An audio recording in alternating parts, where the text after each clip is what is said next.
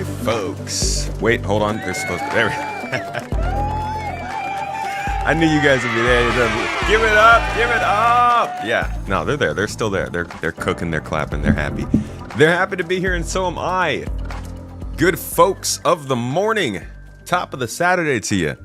Toes Gang. The Garden Gatherers. The Tomot Army. How y'all doing? Sorry, my toe was stuck. Hello. Welcome in. Good to see you this lovely Saturday. I hope you're having a lovely, lovely week. Good weekend. And you are ready to discuss some things. Because, folks, I've got things for you today. You know that? In no dirty kind of way. It's all normal. It's all kind of normal things. But there are interesting things. Star Citizen Alpha 4.6 is in Evocati. So we're going to chat about that. But I also just want to kind of talk about things going on.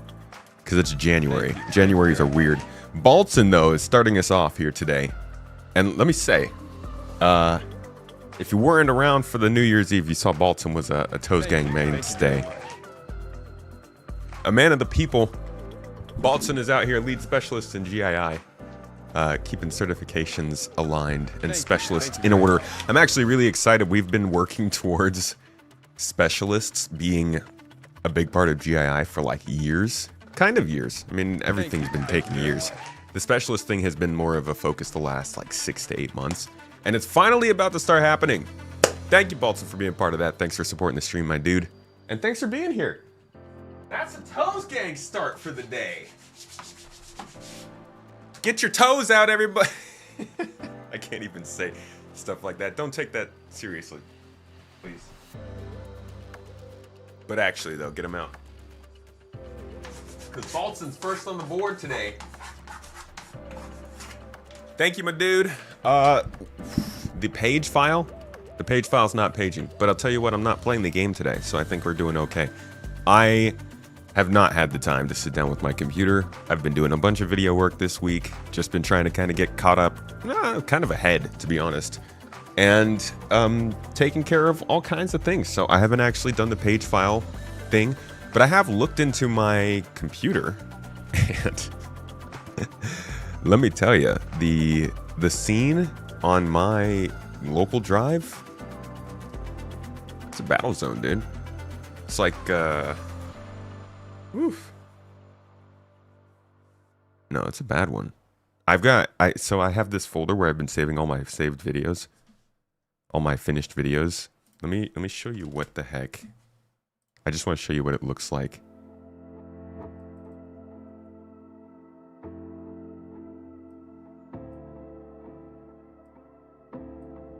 Hold on, let me see.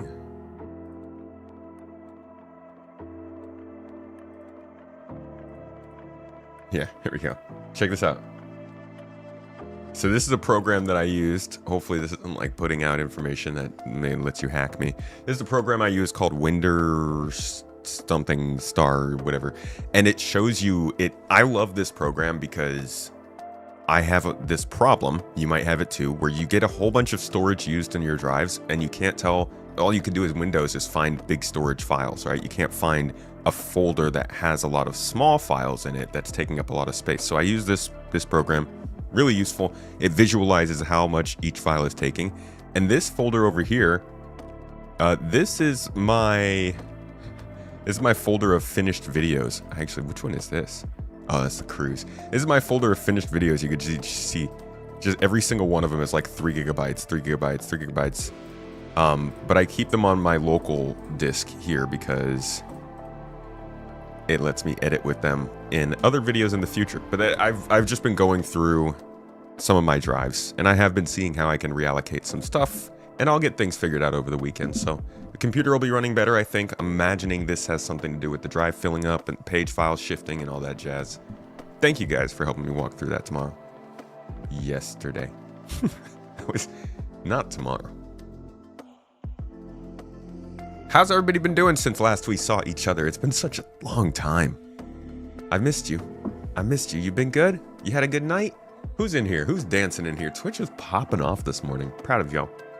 Maverick, of course, first in, first out. First in, last out. Toes. Good to see you, dude. PK, my man, waving the arms. Toes gang. welcome in, man. Space Marine, Lurch Lord, good to see you, dude. Kalahari, welcome in. Urgent Hush, Mr. Valis, my man Moisturization's in the chat. Good to see you in the supporters chat on Discord, dude. Anybody else who's like getting a sub or joining the memberships or anything, we actually have like a pretty cool connected group of folks in the supporters chat on the Discord, and it's not your typical Star Citizen conversation. It's like pretty, I mean, we actually spend a lot of our time making fun of people. And that, I mean, like I post a lot of the worst comments that I get in there, and then we just all laugh about it. But there's a lot of good conversation in there. It's a nice, close-knit group of people. If you do get this supporter role on YouTube or Twitch or whatever, and you like this group, come join us. It's a chill time. And honestly, it's where a lot of my chatting happens on the Discord as well. Lurch Lord, though, good to see you, dude. Wiggling that head around the bird scene. Ecto Benet, Yui, welcome in, both of you. Good to see your bright and shining names. I'd be a little self-conscious if they put your face next to every chat message you put out. I would put out less chat messages. It would catch me at the worst times. Toes. You like Winder stats? It shows you where all your space goes in such an easy way. Isn't it great? We are doing it at the same pace as CIG. They set the standard, we're just following it. Dead Tired Media, good to see ya. Welcome in. No, I have not resolved the PC issues, but we're not playing Star Citizen today, so it shouldn't be a problem. Why is there a 15 terabyte folder named homework? I wish, dude. I wish I was that responsible with my homework. Are you kidding me? Dude, man. Listen, I have suffered with organization my whole life. I wish I had a funny story to tell you guys about how I was bad at organizing things throughout my life, but the fact of the matter is none of the stories were funny. They just sucked. It was not funny. I was one of those kids who was like able to do the work but not able to keep track of it. And so I would like lose homework. I swear to God, I would have a paper that was due, and I would turn in the paper, and one of the center pages was missing. How does that happen? I didn't have a dog, so it couldn't eat it. I don't think my guinea pigs' mouths were even big enough. I didn't have any excuse, and I never got better at it, which is kind of what sucked. Like, it followed me into college, and then it followed me into professional work. And honestly, as I sit here and do this for work and try to stay on topic here with you guys on stream, I think it's followed me here too. But you know what? I have, I'm working on that. Fact of the matter is I would not have a 15 terabyte folder of homework. I'm sorry, sir. You kidding me? I would have lost the drive. Just wanted to thank you for all the great content you've made you've been made your primary trusted content creator for SC. Well, thank you, Simon. It's good to see you in the chat, dude. I recognize the name. Apollonio.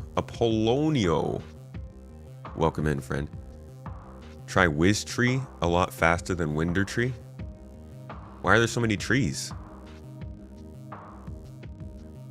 Interesting though, Wiz Tree. I'll keep that one in mind. Whatever tree is the best tree. Gotta get them gold stars.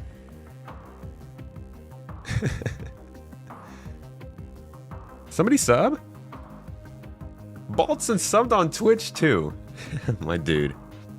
What a Holmes. Thanks, man.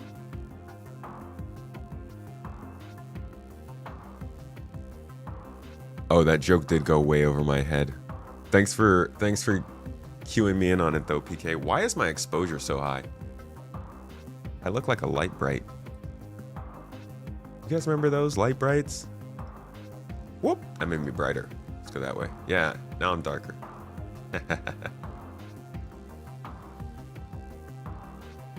You are trying out Star Citizen in VR today. Ooh, let me know how it is. I'm excited for that. I may potentially be giving that a go. But what I'm trying to do is source a Quest 3 somehow. My goal is to I don't own a VR headset, but I do want to make a comparison video of two of the best choices, at least as of right now, for Star Citizen. I've locked one in. I'm just trying to find a quest. Wiztree is great. It's like a Winder stat on steroids. Whoa. Buddy. Let's keep things legal. Why does it seem like Wikipedia always either provides inaccurate information or contradictory information? Well, I don't know, man. That's quite the statement. Do you have evidence to back that up? Take it to court. How do we know if Steam's new VR will support SC? I might buy one. We don't. I mean, I guess it's an assumption, right? It's gonna work. It's gonna work on the computer, and Steam can stream whatever you're running on your computer straight to the headset. So that's kind of assuming, but I would wait to see when it comes out. You're borrowing your cousin's Quest 3. You have to go pick it up. Nice. Good for you, dude. Let me know how it is. Know you as one of the most precise streamers picking out CIG pieces to make a point about where gameplay feature is going or coming from. That is, yeah, the whole thing with Star Citizen, being able to pick things out and the memory and stuff, that's an anomaly. That's weird. That's not normal for me. And it's unfortunate that I can't figure out how to move that into the rest of my life. It works really well. But like,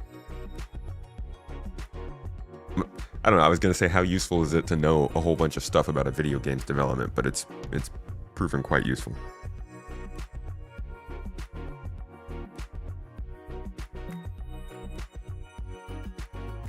You wouldn't say it's worth it to invest in a headset just for this, but especially flying in VR and looking at the ships and their environments builds are crazy.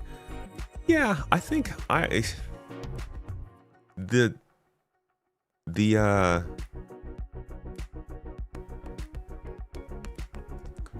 the kind of appreciation, I guess, you have for something is, I think, it valuable long term. Like if you, it depends on the kind of person you are, but a lot of people, if they sat down at a restaurant and ate a delicious meal, they would be grateful to the person who made that meal. You know, obviously you're going to be kind, you're going to, you know, do your due diligence, especially if you actually enjoy the meal. But there is definitely a large amount of people, probably a majority of people, who, if they were walked back into the kitchen, not like forced, but they had the opportunity to see how the people are preparing the food, how the farm is run, where the food is being grown, how much care might have been taken in the transport of the food, all that kind of stuff makes the food better in some ways in the end, for some people. And I think this kind of stuff is the same way. One of the things I was always jealous of in Elite Dangerous was the people who were like, this game is nothing without VR. Once you go into VR in Elite Dangerous and you stop playing in VR, it's not the same. And I always hoped that would be true in Star Citizen someday. And we knew that like they wanted to. It was just, it always felt like a post 1.0 kind of thing to me. So it's cool to see. I don't actually care that much for VR. I like the eye tracker. I like not having things on my head. I like being lightweight, but I would love to have the choice of admiring the work from a different perspective.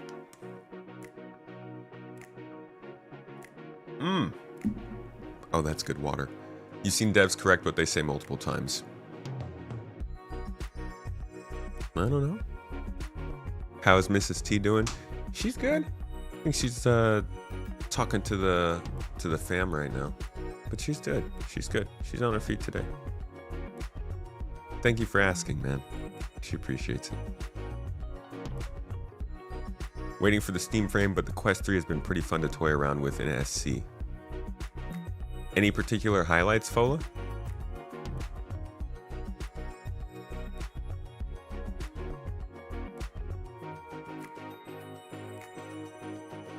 Pizza and SC. I don't know. What do you guys think? What do you think is going to be the first actual meal we can cook in Star Citizen? Because it's not going to be... Like, this is definitely going to be a thing. I know some people don't like the idea of food. But check this out. Look at how many different types of meal creations they came up with. And the substance equations that they used to be able to create different foods. You can't look at this and tell me that we're not going to be able to cook all kinds of meals.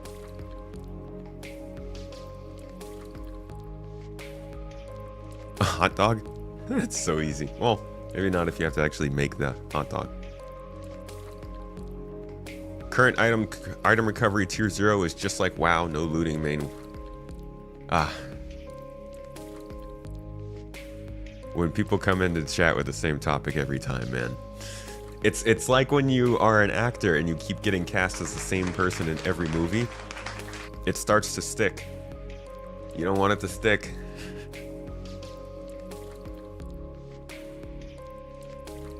If real life sold you spaceships, that'd be sick. I'd have to give a shout out to real life for that one. If CIG does CitizenCon in person, where would it possibly be held at? Well, if there's a CitizenCon, the next one I feel like would be at their headquarters, because it feels like the launch, right? The Squadron 42 launch. So I would imagine Manchester. But if they were going in their normal rotation, I think the next one would be in Frankfurt, Germany.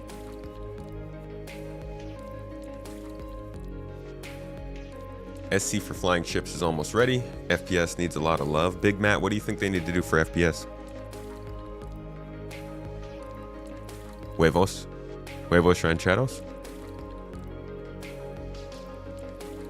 We got huevos. Sunny side up. Slightly burnt around the edges. But don't worry, you need your directional warp stabilizer blender to magnify the amplifications of your egg ripples, to turn your protein covalent bonds into subsequent castrifications in order for your quantum dot projections to calcify.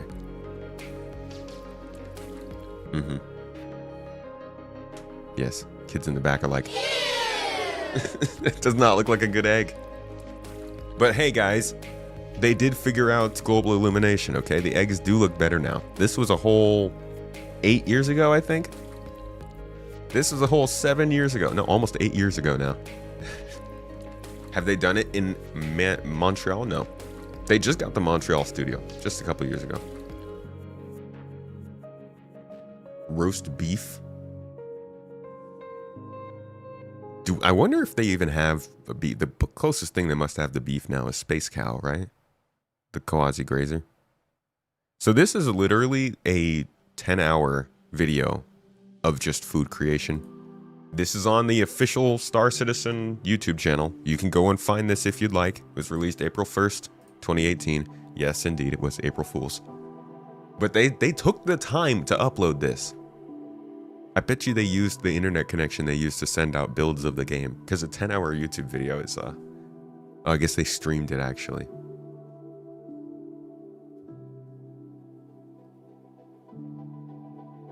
Manchester is next, according to Sandy when you asked her last sitcon.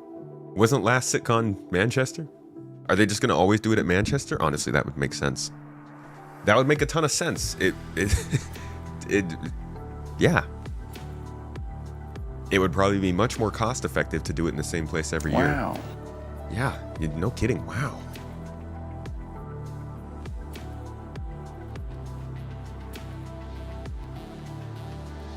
Why are we watching high-def food models? I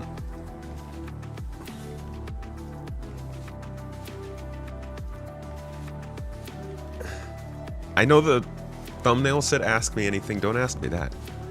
I don't know. I can't answer that.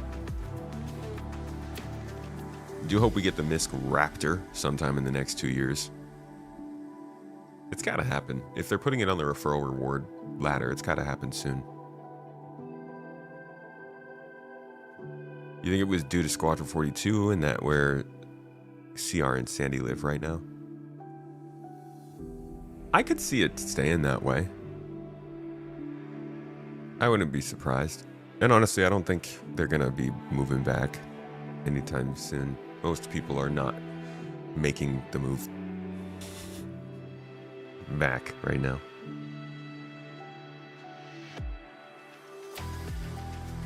Other than the flight, traveling to Manchester was not bad. Hotel and food was cheap. Vaston says cheap. That's because you live in California.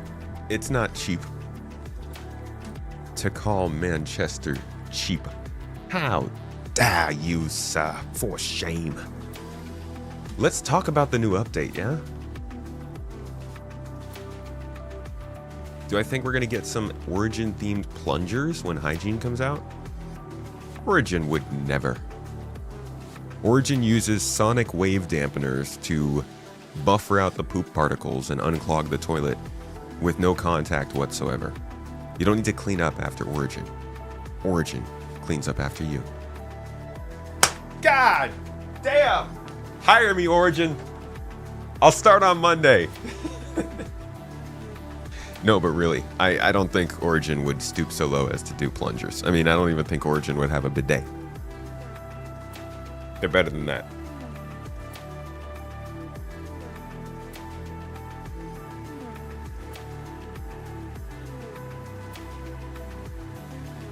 LA was expensive. LA's expensive. You're not thrilled with 4.6, why not? I haven't played the new patch. I've only just heard about it. Honestly, the patch came out yesterday. What time? Yesterday at 10:50 in the morning. That was 23 hours ago. I didn't find out until about 14 hours ago, last night. Like yesterday was a busy day, and video stuff. So I'm usually not the first person to find out about these things.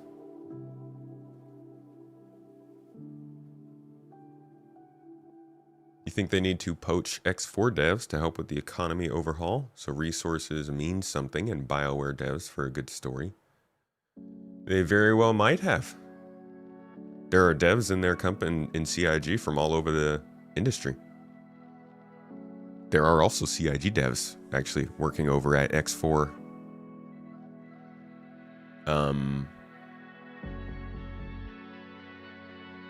Although the BioWare writer that worked on The Old Republic, at least Knights of the Old Republic, is at Archetype now, working on Exodus, I believe.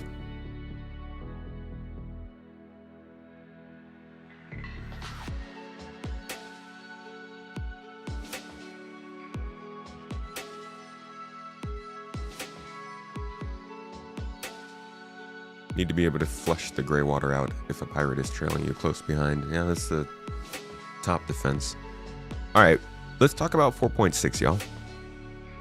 So, we have dropped a new update, first update of the year. Now, normally, the updates in January are the normal Drew Carpathian. Yeah, was he the studio head or the writer? Who is it that just left Archetype? Was it Luke? Is that his name?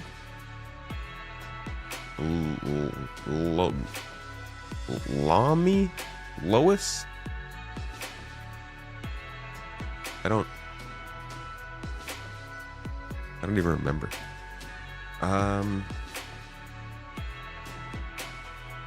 But what I was going to do is look for Star Citizen Alpha 4.0.1. Now this patch went into PTU in mid-January of 2025, and it went live on January 28th. Now the kind of things you see here are contested zone, polish pass. James Olin, yeah, he's the one who quit. Frontier Outpost polish pass, new Babbage polish pass, and then on gameplay you're getting component adjustments, little gameplay updates, small buffs. This is like a very small update. It's meant to fix some things, rebalancing a couple of ships and stuff like that. Optimizations. This is not a adding new content or working on new features kind of update. The year prior to this would have been, I believe, 3.22.0A? Possibly?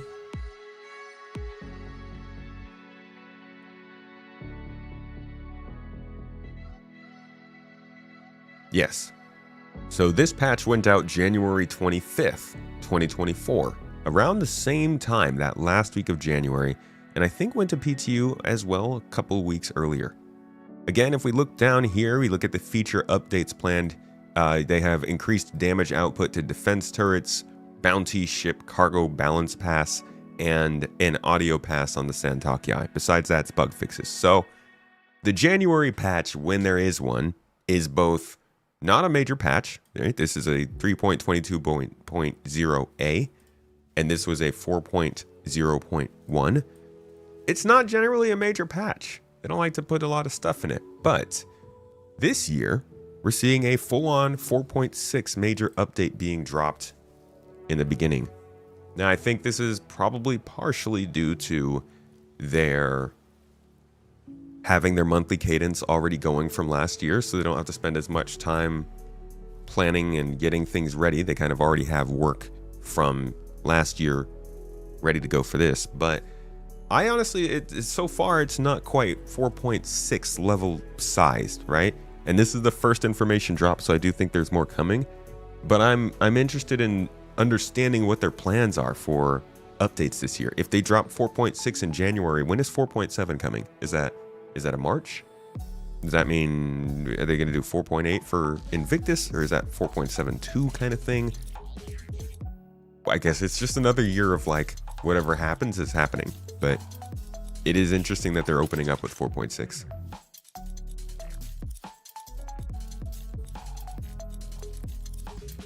Not all features are listed in the most recent patch notes for EPTU. Yeah.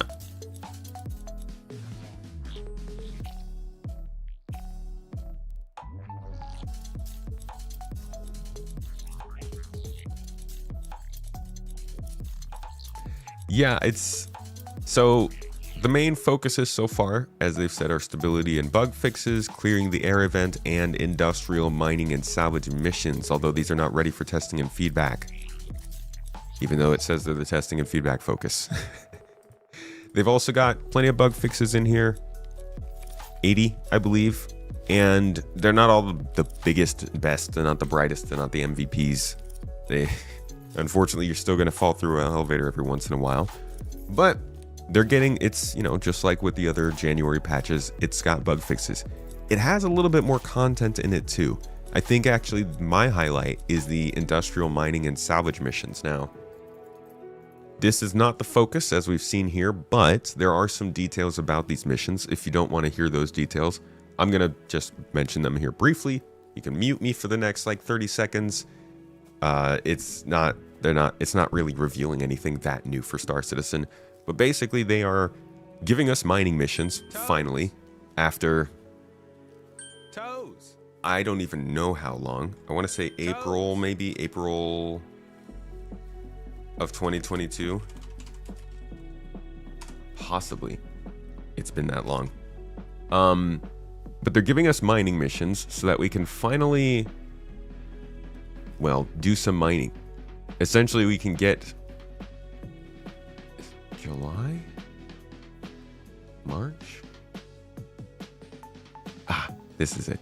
It's essentially, this is the tutorial, right? I mean, you could either do a very constructed and noticeable tutorial for everything, like that tutorial for Star Citizen, which is really bad, or you could do missions that just give you a ship, give you some gameplay, give you an objective, tell you to do something, and then expect you to learn it as you're doing it.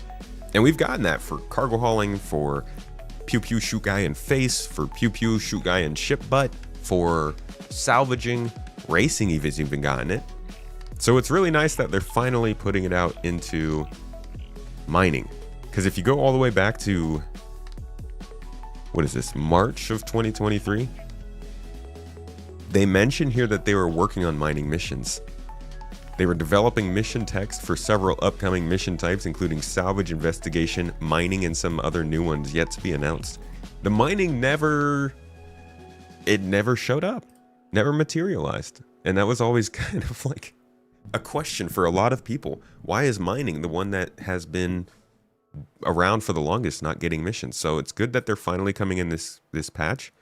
The other side of that coin is the salvage. And the salvage missions are actually including Component retrieval, which is my favorite part of Star Citizen right now. I love the scavenger life, and the fact that most ships still don't have removable components is killing me. Because I just don't feel like going out that often. Most of the ships I still can't actually scavenge from. But again, that's your tutorial. Whatever is in an official mission ends up being official gameplay. If CIG wants for Star Citizen players to get into this mindset that we can take transport beacons to grab a friend or grab somebody we don't even know and get them from one planet to another and then get paid for that, they need to make those missions. Once those are missions, a player is going to do it and over the years be like, yeah, that makes sense. I'll try it. I'll have a ship made for that because I know that's a thing in Star Citizen. But if a thing's not a mission, then it's up to the players to make it clear, which is possible. But I mean, hell, I don't know. I don't have the experience to say whether or not it works. It just feels like as a mission, it makes a lot more sense for getting people up to date, up in the know. The fact that things are possible. Thank you very much. And component retrieval and salvage, in my opinion, is the coolest thing that you can do in this game. So I'm glad they're letting people know it's a possibility. Whoops. Shouldn't have done that. Ah, crap. Benefit Man, my man, Benefit Man, thank you for the subs. Dude, I appreciate you. Kids, can you? Yeah, thank you. Shout out to my dude. Much love to you, dude. Kalai Galston, hope you're having a lovely day. Cheers. I hope the foods are treating you well.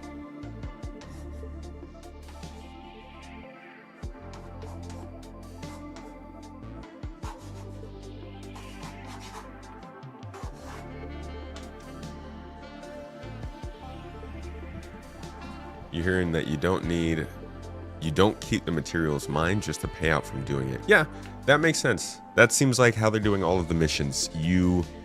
Anything that is like an official mission, you are just a trader, kind of. And then it seems like CIG wants us to take the things that allow us to be a trader in the mission and then apply those to sandbox gameplay outside of missions. Do you keep the salvage that you make, though, from salvage missions? Am I just completely wrong? Talking out of my butt flap without knowing it right now? You always thought you should have early missions where you have to fly someone's ship to a different location as a service. Then it explains how people can call their ships somewhere else and the noobs get flight experience. Yeah, I think that would be cool. You do get to keep the salvage. Okay. Well, then never mind. Butt flap it is. There's a...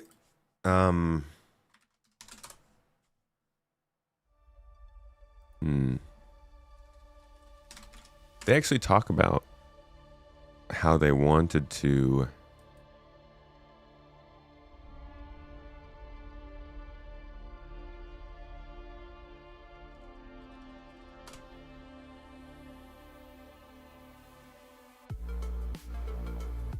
here, I believe they talk about wanting to give us the ability to like get a ship from a mission giver as a way to introduce you to whatever that mission giver is focused on. So like a mining mission giver, let's say Recco Pataglia in Nyx, she might introduce you first by telling you that you need to go down into the depths of Levski and mine a couple of these rare materials for her. Not rare, they're literally in the depths. It's not like people don't go down there.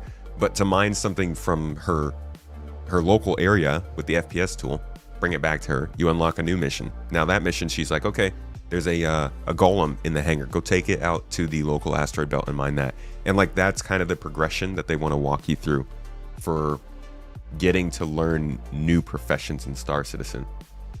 How do we just start a hype train?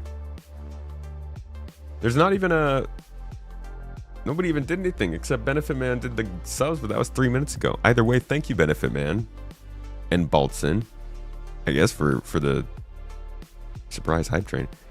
Let me see if I can find that, though, where they were mentioning that.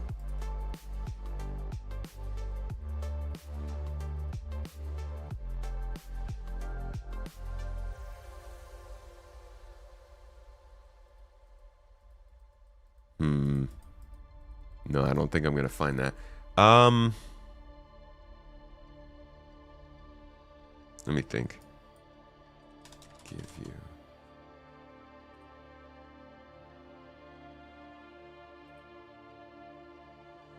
There we go. Let's listen in. Admiral-esque ship or something. Only the best for Jeff.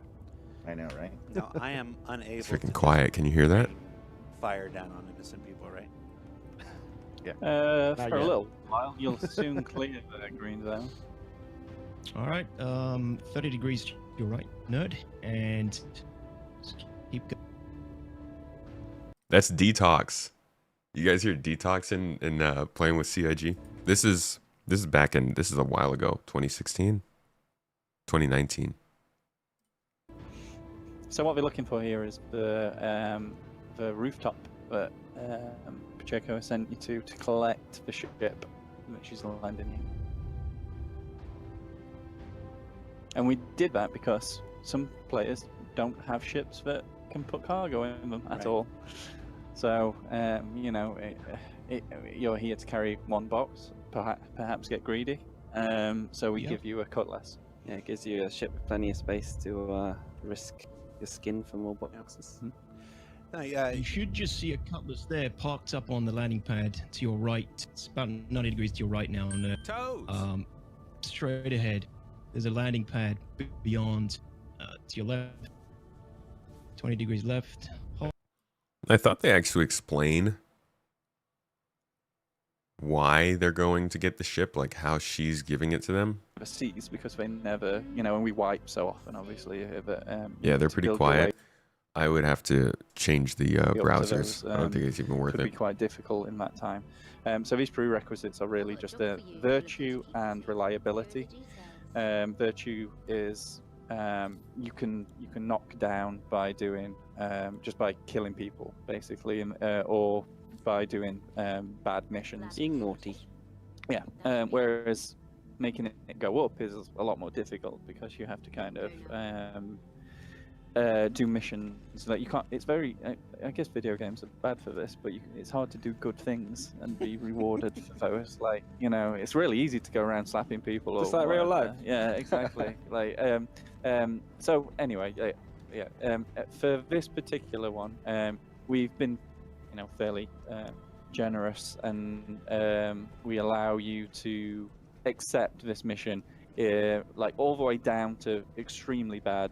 And kind of up to like 0.1. Positive good. 0.1, good. Yeah, positive So, 0.1. like, And All right. Yeah, So when you goes up start to on, when you start in a server in a you know, like after a wipe or whatever, you start at 0, and you can do one start at 0. tiny, decent, good thing and still be okay. No, you can do a few. I mean, like it's a kind of sliding. All right. I was hoping that they'd talk about this ship rental, but I'm not hearing it here. I don't know where exactly it is. I think it's in this video, but the idea being they would want to open up missions by giving you stuff rather than making you have to find it. Linear missions might be boring, but they are, I mean, they don't have to be boring. It's like movies aren't boring, and movies are more on rails than linear missions. I think they just are needed in moderation. Obviously, don't make everything linear, but also you can't have everything be branching and complex. Has CIG ever discussed how they would implement Fleet Command, like PlanetSide 2's Platoon system, E's Fleet system, or the Commander mode in older Battlefield games? Not in too much detail from what I know. They've just kind of hinted at the fact that you can use the Hollow Globe and the large ships to command ships around, but I don't think they have the design figured out for that. Thanks for the hype train, y'all. Now, where were we? What were we doing? We were talking about the mining and salvage missions. So I'm hearing in chat that salvage actually does let you keep the stuff that you salvage when you do the missions. That's quite nice.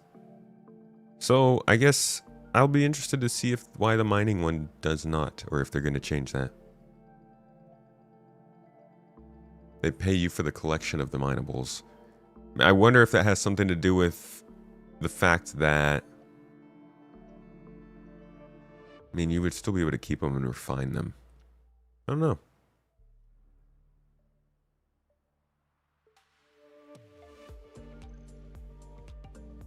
You pay for those missions, right?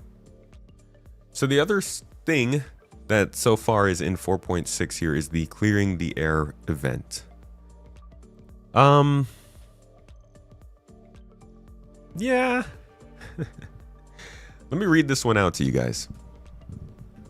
For weeks, Levski inhabitants and visitors have been getting sick with a mysterious disease that quickly became known as the people's ailment. With symptoms like coughing, fatigue, chest pain, and painful lesions in the skull, spine, or other bones. Ew.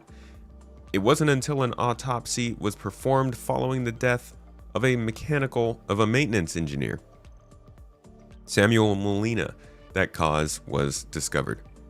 A fungal infection from a new strain of mold growing in faulty air filters purchased from Geisen Inc. Do we get to go and attack Geisen now? That should be the real mission. Let's just go bomb their facilities for that.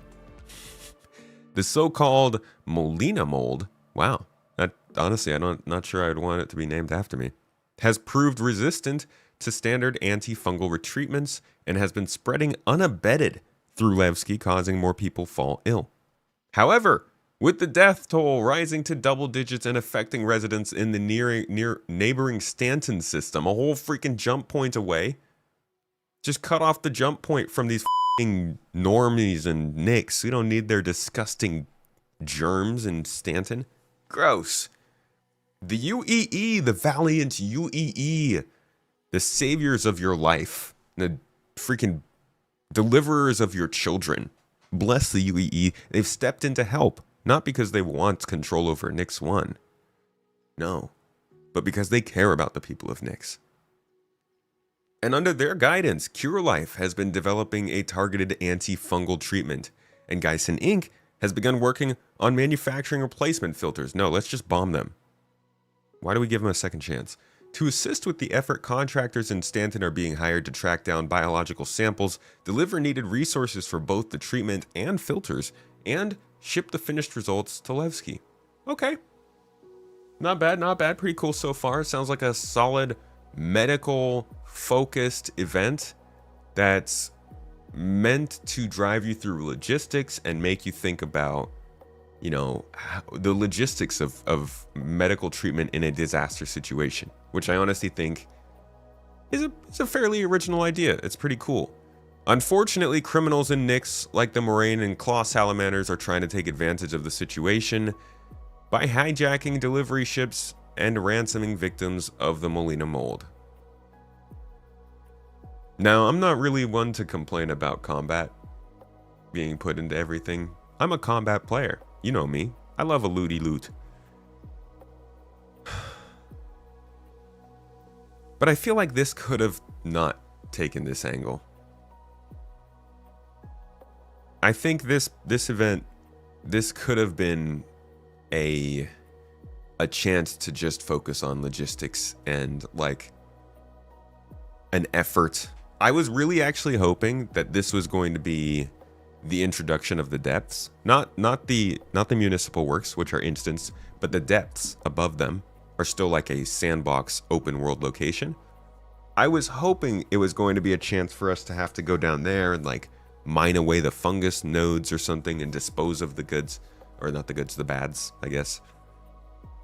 But unfortunately, it's not. It is a mixed discipline event.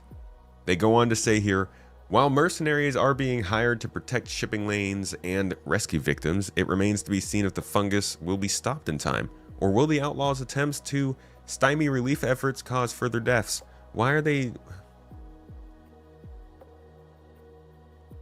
To be quite honest, it's only going to make sense if the stuff that we're shipping is actually just stupidly valuable. Otherwise, does that mean these criminals are just trying to get people in Levski killed? just cuz? Ah! Let them choke on their own skull lesions. Who do they think they are, huh? Surviving in an asteroid. About, find out. I say. Like, what is your goal, you salamanders?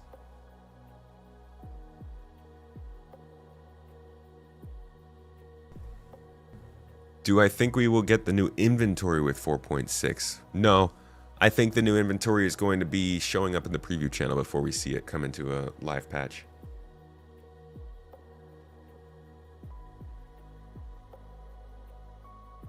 Because we must have manufactured conflict.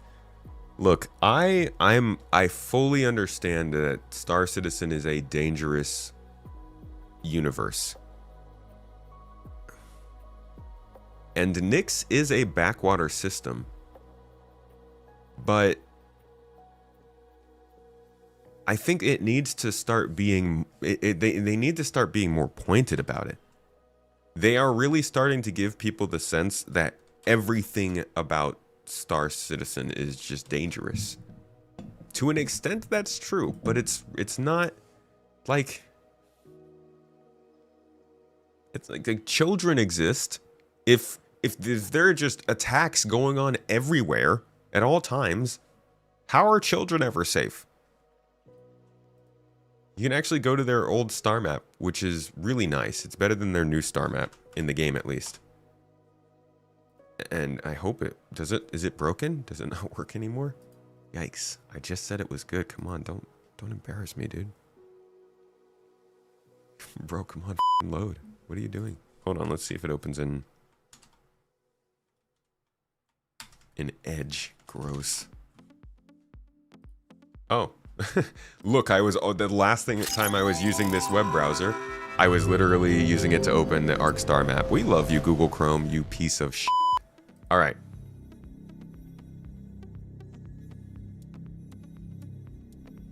I don't watch the Fallout TV show, no.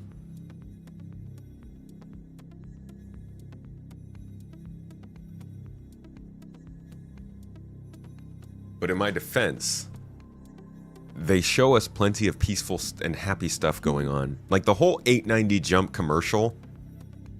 Oh, they literally have the 890 jump get attacked by pirates. Oh, man, they're so obsessed with explosions. Can we... Does it not even work on here now? I guess we could try full screen mode. Let's see if that makes it work.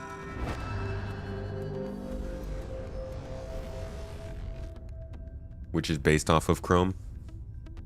Well, you can be based off of something and do things better than it. I prefer certain flavors of Android more than the base model of Android. So this is the Stanton system. If we back out... Actually, no, let's go back to Stanton real quick.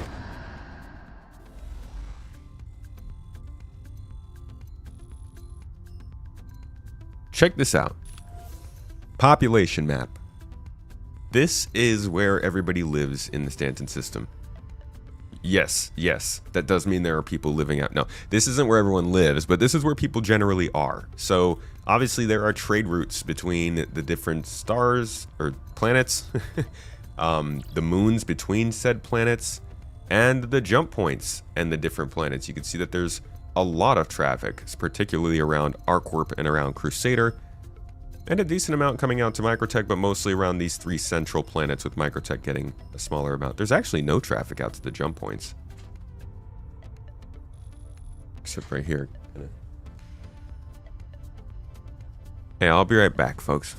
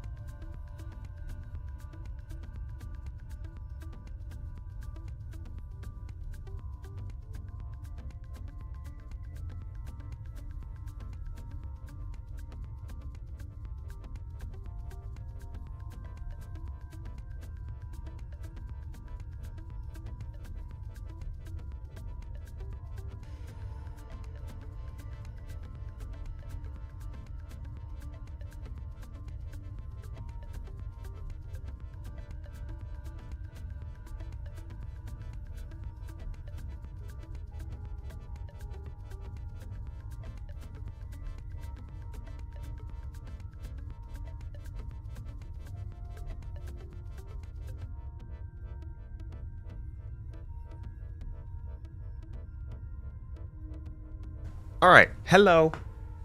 Sorry, we're back. Don't talk to the chair. Don't. What did I miss? Only one chair message. I'm proud of you. 2 chair messages. Careful. Careful, y'all. Whoa. Okay, I scrolled down. There's a lot more chair messages than there should be. Relax. Pump your brakes, kids. Maverick, thank you for the bits, though. Much love. All right. So we were talking about population and people and where they are. Clearly there's a lot of people in Stanton, right? But there's a couple other filters on this map. Here we got the economy filter. Basically follows the population as well. You can see that a lot of the economy is focused around Crusader, but generally, again, the planets. And then you've got the threat map. This is like also quite similar. Obviously, Crusader has a lot of the threat because of the Ninetales and Yella. But all of the planets have somewhat of a threat level around them. Thing is, not all systems are like this. Let's go to Nyx.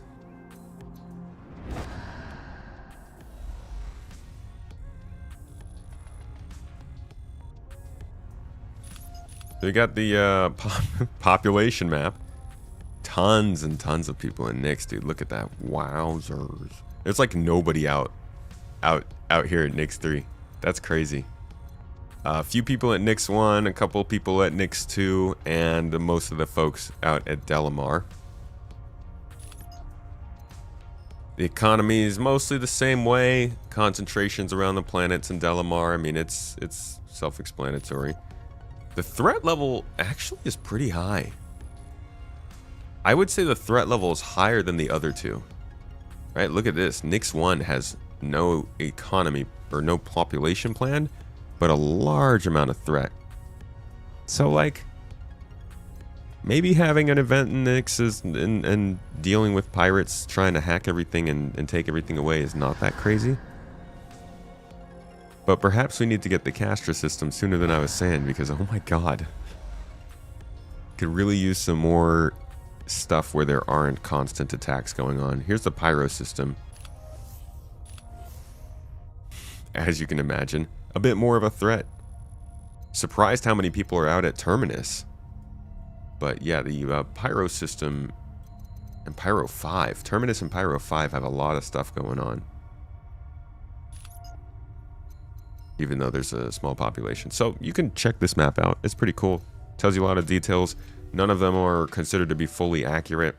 It is an older map, and like CIG has changed the way they're doing a lot of stuff, but that can at least give you an idea of the direction they're going in.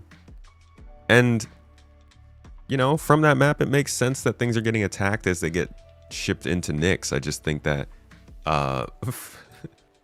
folks would like to do stuff without the constant risk of at least NPC attackers. Yeah, the chair stream's over. Get over it.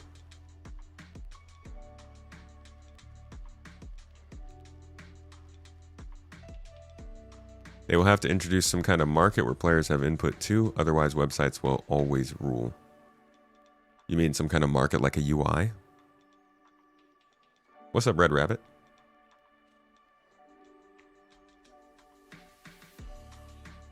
Yeah, there's a lot of jump points in Nyx.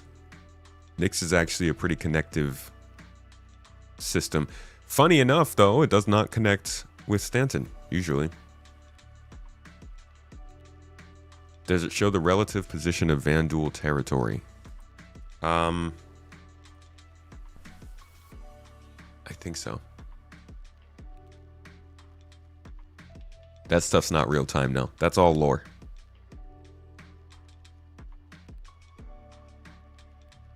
Hey, Mrs. Tomato in the chat. Wonder what happened to the radiation pulsar is supposed to be getting in Pyro. Same thing that happened to the reputation we were supposed to get in Pyro, of course. Alright, the Vandul. This is actually a pretty cool map. It shows you where all of the alien species are. So let's go to 2D real quick. And I will get rid of unclaimed and developing systems. So we can see Xi'an, Vanduul, Banu, and human systems right now. I'm going to add in jump paths between the systems so you can see traversal. Now, Pyro is an unclaimed system, so it's not lighting up right now, but it is still in this area. Nyx is also unclaimed. That's why they look like they're separated.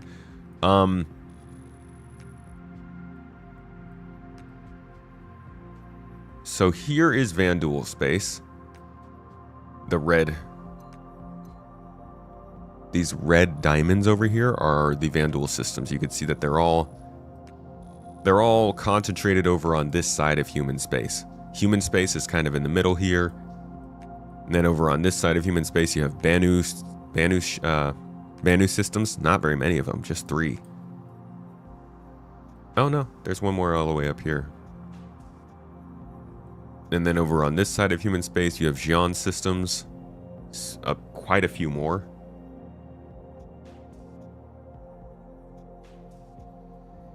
That comes all the way around here. That's why we have the Perry line. And then you have a bunch of unclaimed systems here in kind of this central area. The interesting thing is,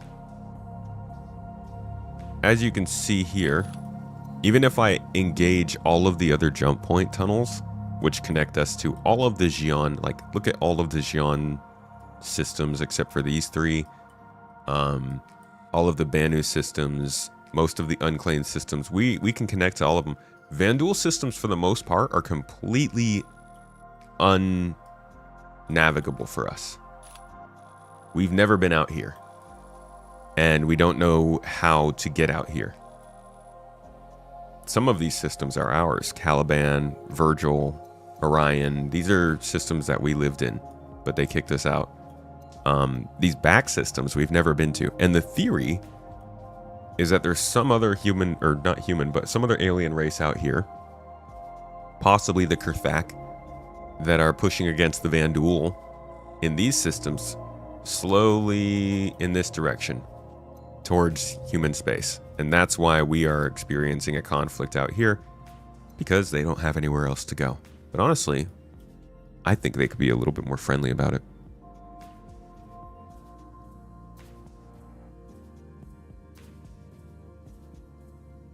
Can the new event be participated in while in Stanton only? Still not touching Pyro or Nyx until we get PvE servers. We are not getting PvE servers. You're going to want to just stick to Stanton.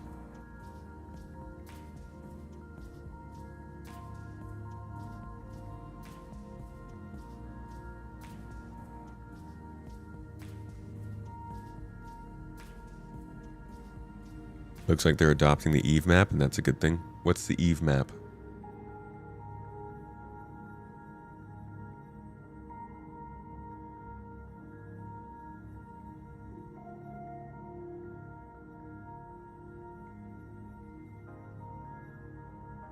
Pyro is not that bad. I mean, let people avoid Pyro if they want to. At some point, it'll clear itself up. Like, the understanding will start to dawn.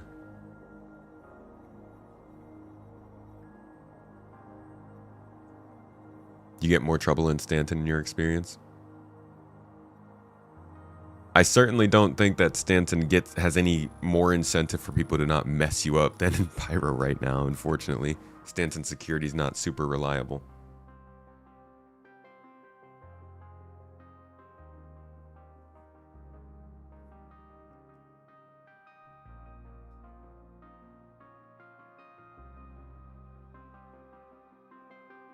This system map you are on now, but like what's special about the Eve map that they're doing with this one?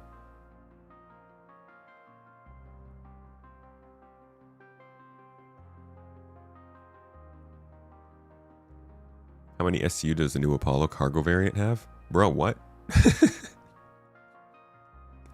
I have no idea. I don't even know what the heck the new Apollo variant is actually supposed to be yet. All I know is that there's one expected. The population of Elite Dangerous dropped off. Dude, when they took away the console development, that was a deep disappointment. The only friend that I have in real life who played Space Sims dropped off after that. That was a bummer.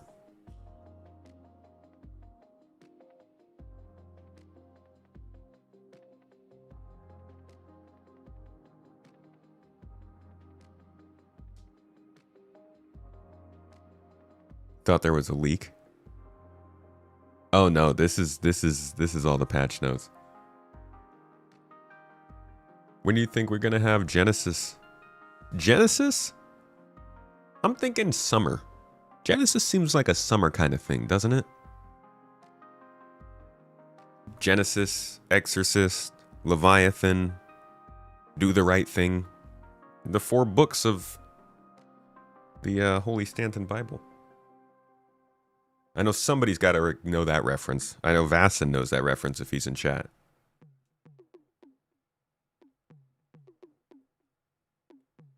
Your question about the participation portion of the new event, does it require cross-system activity? We haven't even gotten to the participation portion, I'm sorry.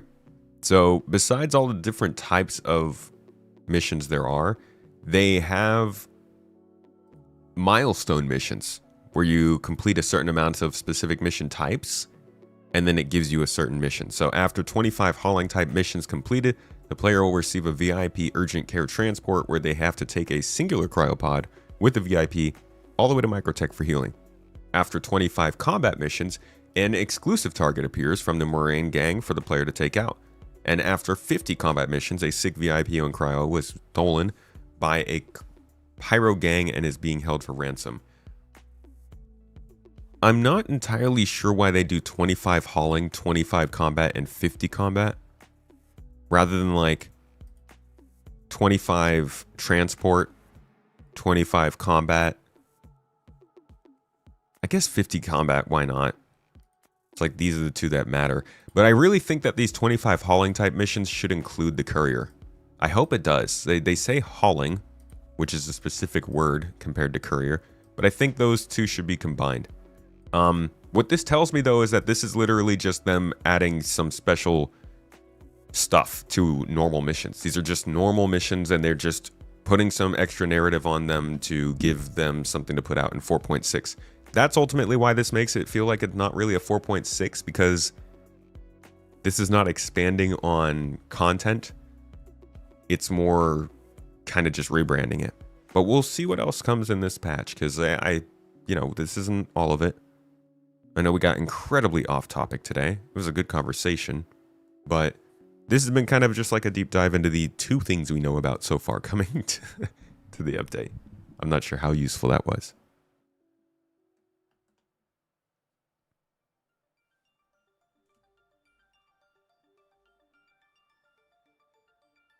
You didn't even put what together? Steam Charts says it's rather consistent player count with one big peak 2021, but that's been ages ago. Look, I don't know. I'm just reading chat.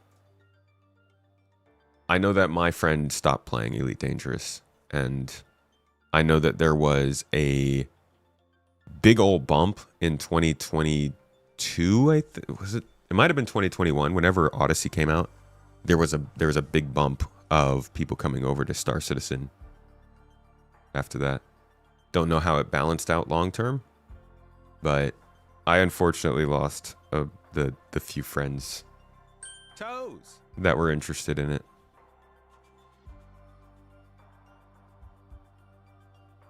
No, we don't know anything about Vanduul-owned systems.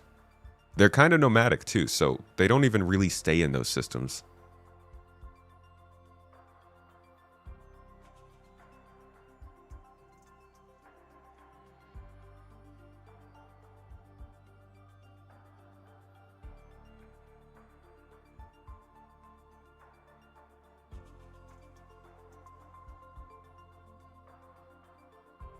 Even the medical portion is gussied up package delivery. I was super hopeful this is going to be the kind of thing where we were going down and healing NPCs.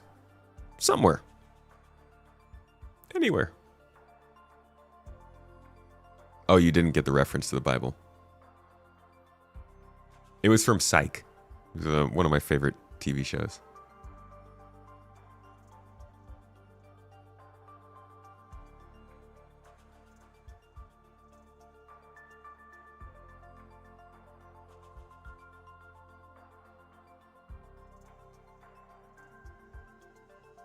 Your son plays ED every day, owns a system and a few carriers.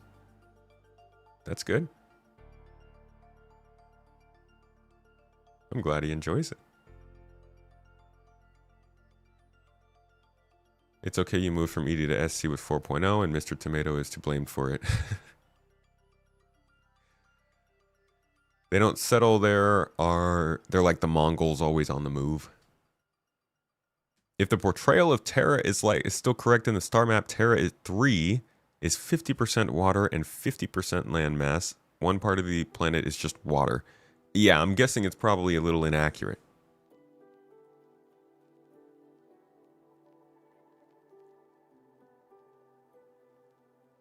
You started playing ED a few weeks ago? That game still has some of the best audio design of any space game I've played. You dislike it? They only care about their whales. They don't give a damn about the new player experience. Oh, but we're here talking about Star Citizen. New player experience is still barely existent for us.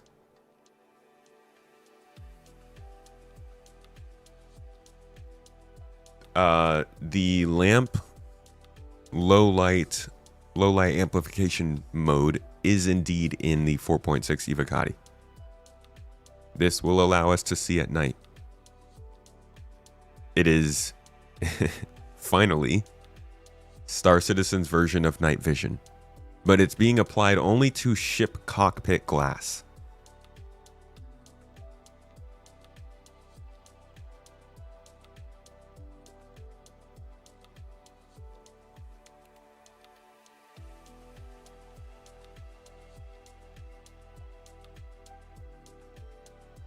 It's not the same as, well, yeah, actually, from what I've heard, it's kind of the same as Elite Dangerous. It's not, it doesn't have the wireframe design.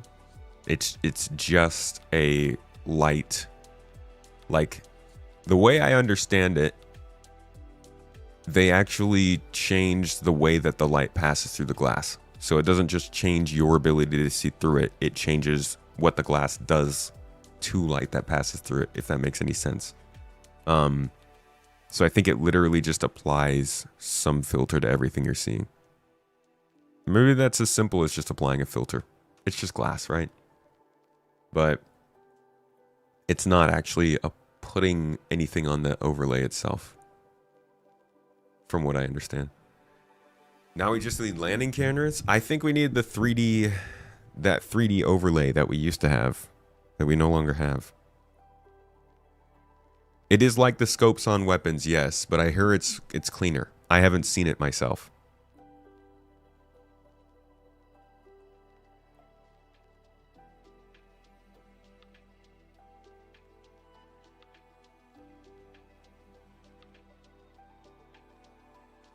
Is it going to be on all ships, or do we think it'll be something we can craft for ships? I think it's going to be on all ships. As of right now, it sounds like it's not. It's just applied across certain ships so far, but it's supposed to be on all ships, yeah. Tea time! Oh, that's hot.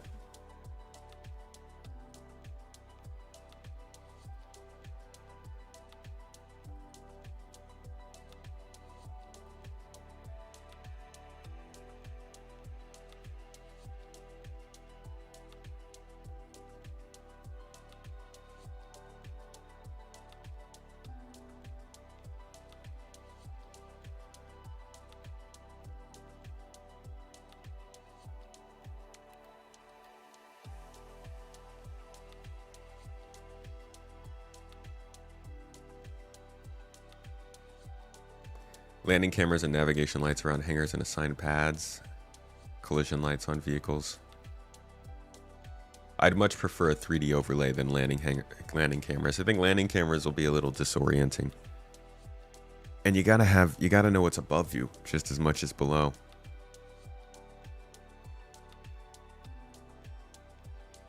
Oh, that is tea. What do y'all have questions about? Anything in particular? We don't even have to keep talking about 4.6. You can ask about anything, and I'll pull up a reference or something. We didn't have anything scheduled for the org today, so I decided we would just do some chatting and chilling here for the weekend. Probably call it a little bit early. I will be going over to the Captain's Table podcast today after this stream, so I'll probably raid us into there so you don't have to do anything. But if you did want to catch more of my lovely face, I will be online and in your faces talking about space nerd stuff for a little bit longer today. Yay! How many ships will they sell this year? 18,526,024. That's a lot of ships. Why would they sell 18 million ships in a year? That's insane.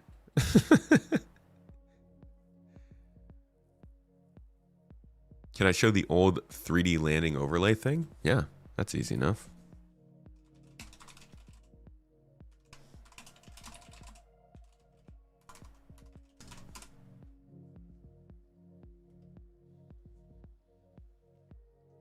Did I lie? Is it easy enough?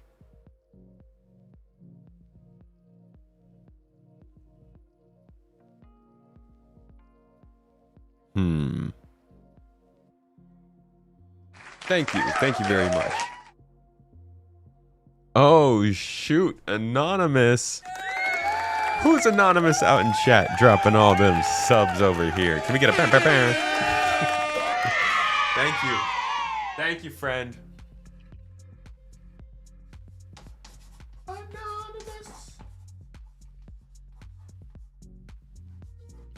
Thanks for dropping 5 subs in Twitch for the lovely folks in the chat. Folks, like I said, you now have access to all the coolest bits. If you became a sub, that includes Toes Picks.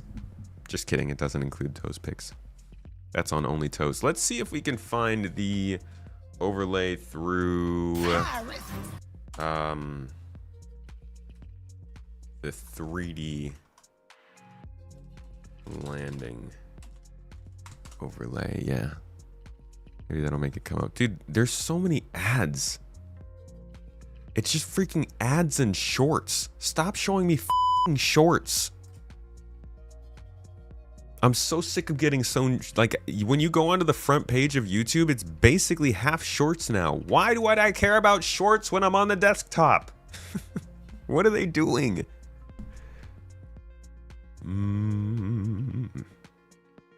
Dude, I am not seeing this. The search is actually... Look at this! What? It's an ad and then it's 5 shorts. That's insane, man. But I'm looking for... Let's see, Star Citizen. I said this was going to be easy. Now it's going to drive me crazy.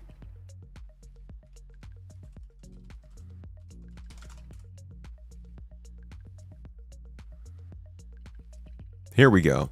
You have to do a literal Google search to find the video posted to Reddit. God, what is going on with YouTube, man? Here is the display. So you can kind of see it here. It only worked over landing pads, so it unfortunately wasn't as useful as it could have been everywhere. Oh, and that was it. That's all we saw of it.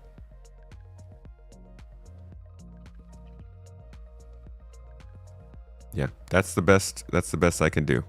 I'm not looking for this anymore. But it would only work over landing pads. It would show you where the pad is, where you are in relativity to the pad. Yeah, it was similar to Elite Dangerous's version as well.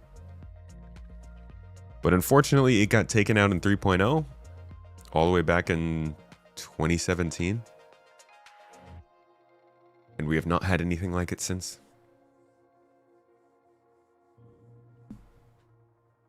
It is ads. I mean, it's also ads. It's AI slop, but it's also freaking ads. Like, why the actual little first post is an ad? Screw your ads. And you know what I saw? There was an ad on here for... Oh, what was it? It was something just like extreme. It was so inappropriate, man. I'm like, what? Isn't this a? It was like a AI dating app, basically. And I'm like, why in the world are you showing this? So I go to click on the little X to tell YouTube like I'm not interested in these. Stop showing ads like this. And it was categorized under clothes, I think. I'm like, thank you very much. What? That shouldn't even be allowed. I reported it because they're just straight lying.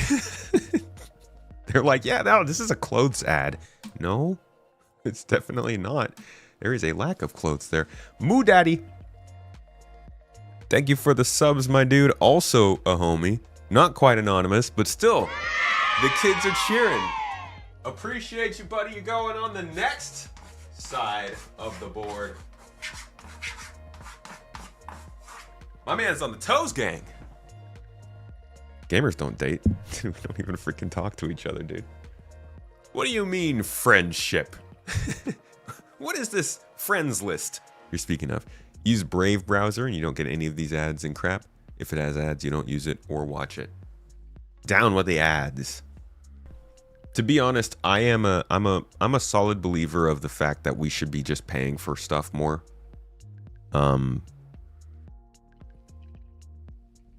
But in that regard, I am also a believer that wages should rise and that everybody should be getting paid a decent amount for what they're doing. So, you know, those two things have to go hand in hand. But I think that, yeah, things being free and ad supported is a very, just not a great way to go going forward for good. Not for everything, at least.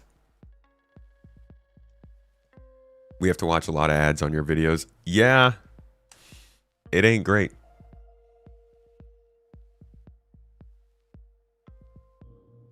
Do they make loot worse? A Ninetales underground bunker? Wait. In Ninetales underground bunkers? I do not know. I think they updated it.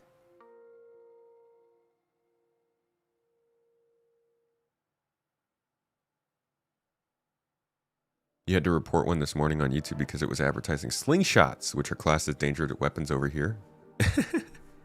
And Google said it didn't break ad policies. Google's like, nah, it's fine. It's cool where we are. You're good. You don't get any ads on YouTube? Neither do I. I have premium. That's why I always make the mistake of going on here on my second account. Just need to keep it here by default.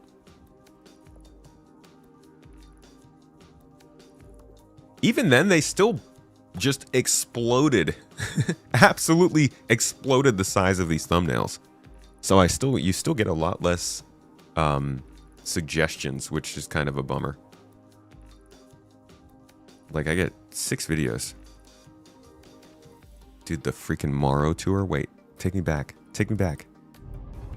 The old Squadron 42 graphics. His hair wasn't even rendering in. Ah, that's not that out of the ordinary for this game. YouTube Premium is the single best subscription you got. No YouTube ads while you're also not screwing over creators on their revenue sources. So nice. Yeah, I like YouTube Premium. I would say of all of the things that I pay for in terms of streaming stuff, YouTube Premium is the best one. That being said, golly, YouTube is an annoying platform at times.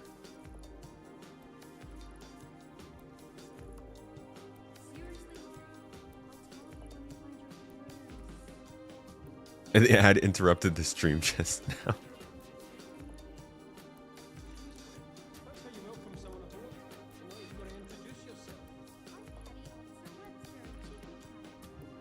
Your YouTube feed doesn't look that big. I want more suggestions on my screen than 6. 6 is like a lot, or a little. It's a small amount. Tour sounds great. Great! It'll only take 2 seconds. I'll wait for you by the stairs. Dang, dude. Squadron 42 has come a far way. Anybody will last longer in heater. Old man hated heater. Question is, will they last longer in low ball? Well, standard bet.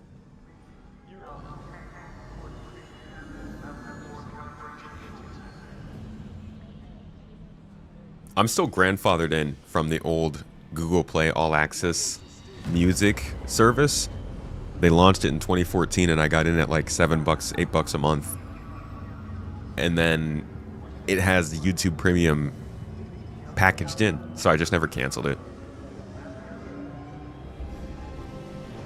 Bro, look at this. Look at these graphics, and then let's go back to what it looked like 2 years ago.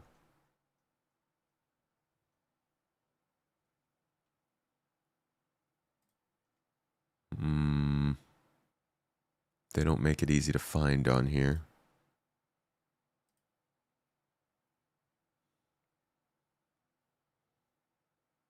Where's your Squadron 42 playlist?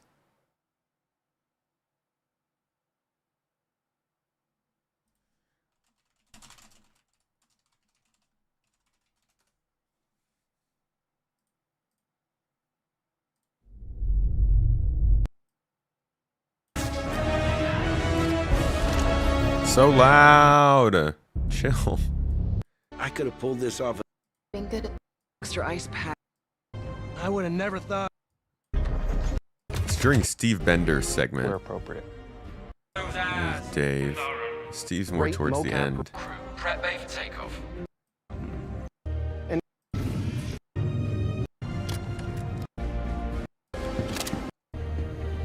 Here we go. That occur between It's literally the various missions. same. This is the same segment.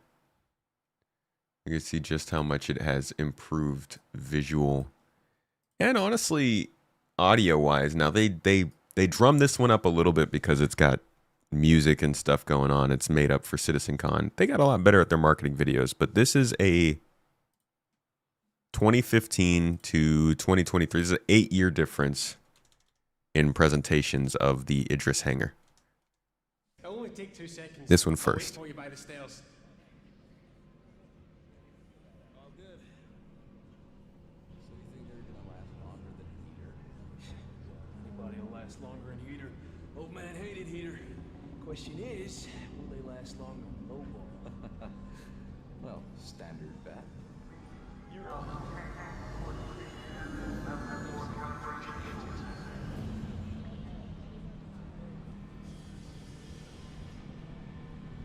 might want to steer.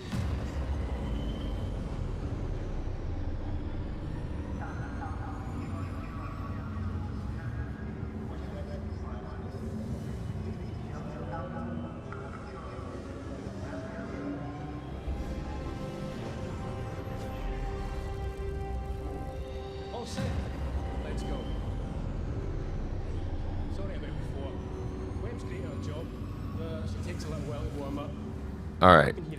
So this is called the Morrow Tour. It's when you first get on board this ship right after the intro.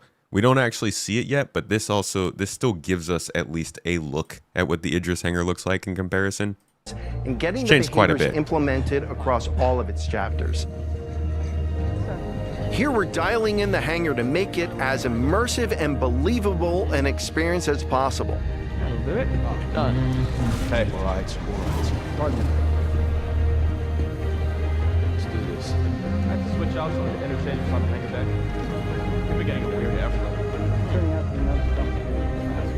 Can I just say, I f***ing love this music.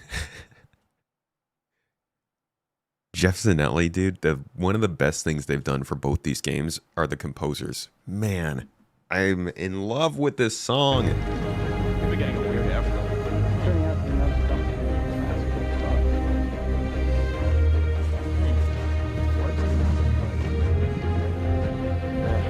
I feel that. Anyway, I'm off. For example, we're launching off a space carrier, but we still ground the feel in real-world actions, refueling, repairing, and inspecting, and making sure that your next flight mission is a success. This means we're looking out for pops, hiccups, or awkward transitions, and ensuring that everything flows and looks like all the great mocap performances. All right. You guys want to... Can I take you on down a little rabbit hole? Yeah, they'll still have the Morrow tour. I think that's a really big like bar that they have set that they want to meet. I want to take you on a little tour, a little journey here. I'm working on a video for Squadron 42, and I've been working on it since like September. Not straight. I just came up with the idea in September, and I've just bounced into it a couple times here and there. But last night I was doing a little bit of research for it, and I went to an old video they released for Squadron 42. It's called The Briefing Room. You guys might remember it because it was supposed to be a series, and then they released one episode and never showed us it again. Now, I think this series is coming back this year as a little bit of an advertisement for Squadron, kind of like how CDPR did Night City Wire for Cyberpunk. I think this is going to be kind of like their VDOC series that leads up to the launch of Squadron at some point, hopefully starting this year. But there is a specific moment. Let's see if I can find. When I was listening to this video yesterday, they said something. And it corroborated something I had seen.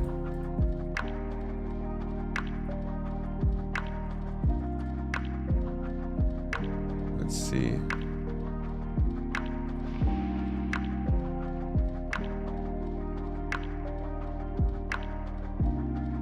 That's interesting. It's not showing up.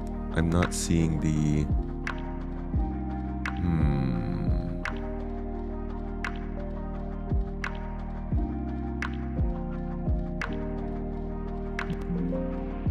No. Oh man, what can I...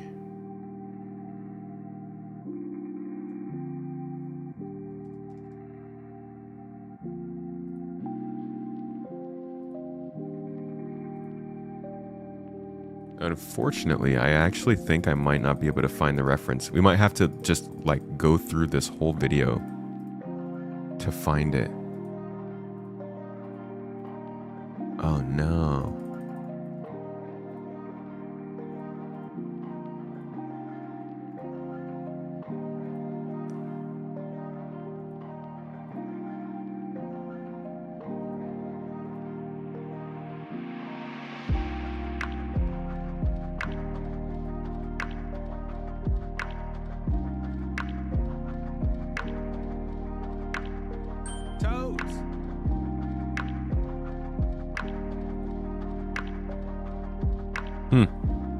Yeah, I might have to do this on another day. I don't think I'll be able to find it. This is a super interesting video. It talks a lot about the game design of Squadron 42 and how the game is actually supposed to play. They take one of the art guys and they just go through one of the big levels from the game. And one of the things that they mention here is somebody who joined the company at a certain time. And it was never significant to me in this video because people are joining and leaving the company all the time. None of that really matters. But recently I was sent a comment somebody found on Reddit by a person who was working on Squadron 42, and they had mentioned a big turning point in the development of Squadron 42 that aligned with the arrival of a certain person in a certain position. And so when I was listening to this video again yesterday for research, I realized, wait a second, that might be the reference they're making of the person joining. So it's not here right now, but I'm going to go back through this video off stream and find that reference. And we'll come back on Monday and we'll see if we can make that connection, because I think that's a big piece of information that's kind of snuck by. I did not realize that Squadron 42 went through that sort of a process. No, not Rich. No, Nathan Dearsley, I believe. This guy, he's in here somewhere.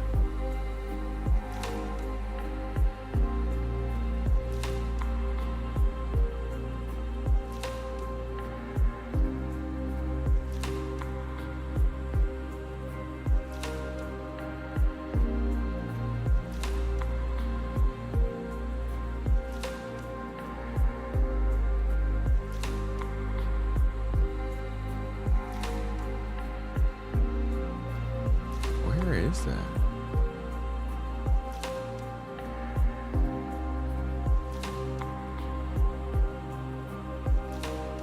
No, I think Nathan Dearsley is a much more significant figure in Squadron 42 than I ever realized, at least.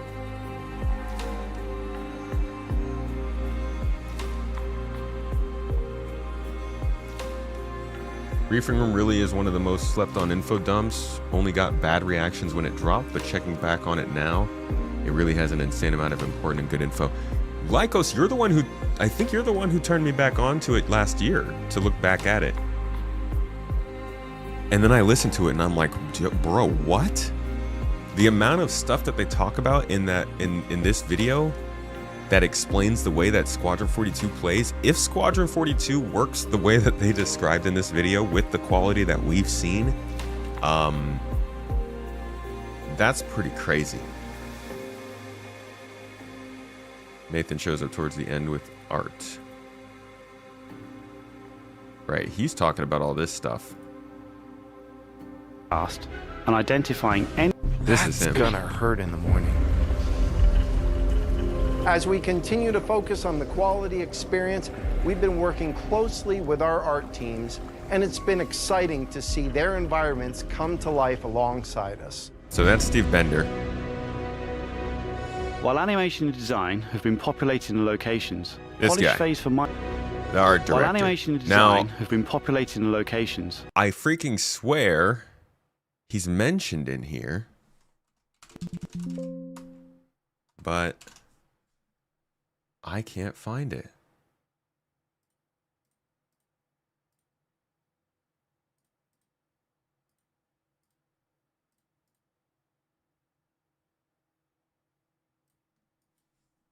Wait, one last.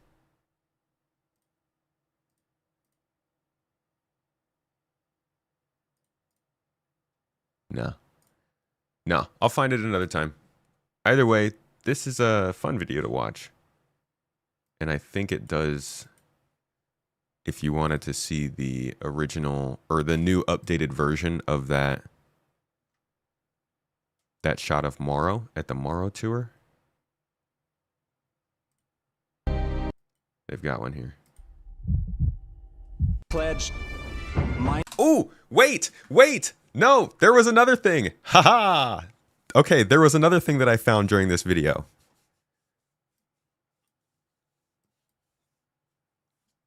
And you're free to Nathan roam. worked on Alien Isolation. Oh. Wait, really?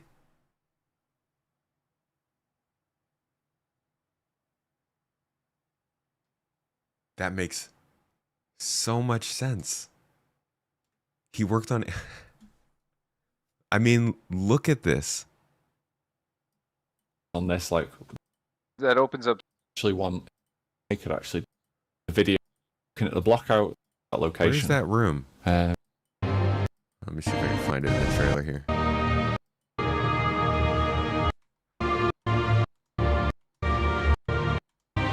I 100% believe that the person who made Alien Ice or worked on Alien Isolation in terms of art worked on this. Absolutely, dude. This has so much of that DNA in it.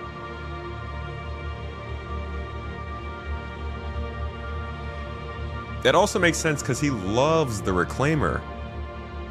There's like a there's a pretty funny video. I think it might be one of the videos with the Reclaimer, because he was a big part of it, bringing it to the game. You know, I can out the kind of provide. Don't know why I can't scroll through. With a unit through of compressed. There's like a pretty good visual of him. He's like getting clobbered by fog while he's talking about the Reclaimer, or his love for the Reclaimer. Either way, that makes a lot of sense. He was I'm pretty sure part of that design. So anyways, one of the other things that comes up in this briefing room is a little NPC line they have here, like a little demo thing. As we going in. And again, this is something that doesn't really matter before when we were hearing this because we didn't know some context. But now that we've seen the recent Squadron 42 story, now that we've seen that Squadron 42 story from 2024, going back and listening to this one line from Morrow in the briefing room actually is, it has a little bit more context and it makes more sense. Yeah, the entire face completely rebuilt afterwards. Apparently the lieutenant looked completely different before Vega. So you might not have been able to hear that. Let me get an angle where he's approaching from closer. Yeah, the entire face completely rebuilt afterwards. Apparently the lieutenant looked completely different before Vega.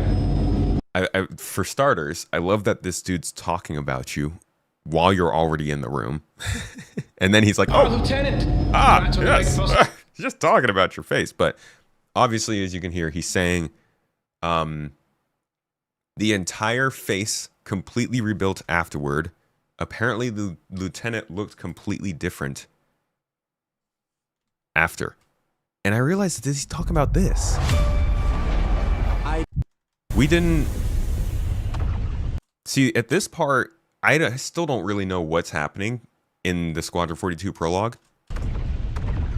You're taking an escape pod away from the Javelin, and the door is open, right? So I'm thinking they're dying, yeah, because the door malfunctioned.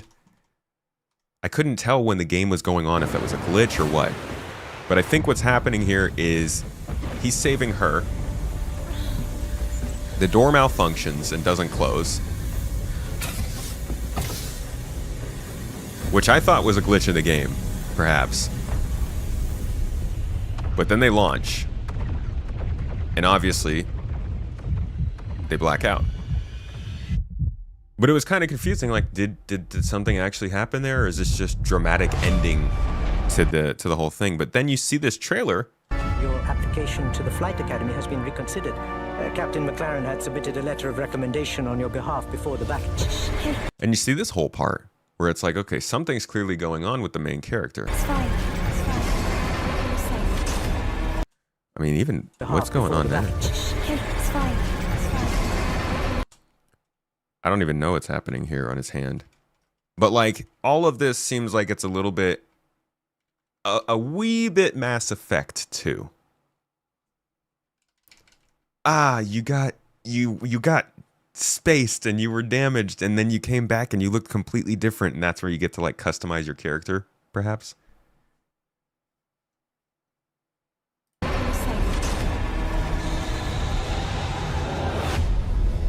But I don't know what that is. I don't know if this is supposed to be the same moment. Oh, he went through that geometry. But the point being, I do think that that's pretty closely related. The idea that you design your character, but then you go through this whole first prologue and something happens to you that's bad enough that you have to get a new face. We'll see if it's true. Did they infuse Vanduul DNA into him? It's a little Banu. You can't be green and be Banu or Vanduul. It's got to be red. When are we getting a video on the Odyssey? Whenever they say something about the Odyssey. Wouldn't he have his helmet that protected him in the EVA section before? No, I'm pretty sure he takes it off when he's saving her. Almost finished here. They're at the door. After the battle.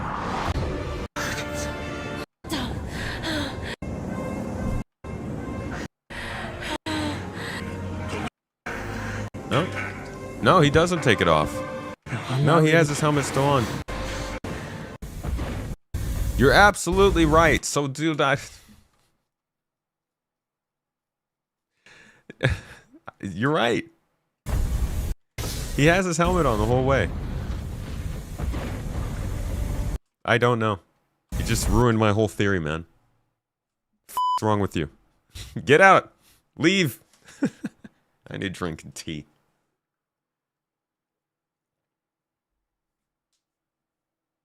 The pictures tend to come back at night.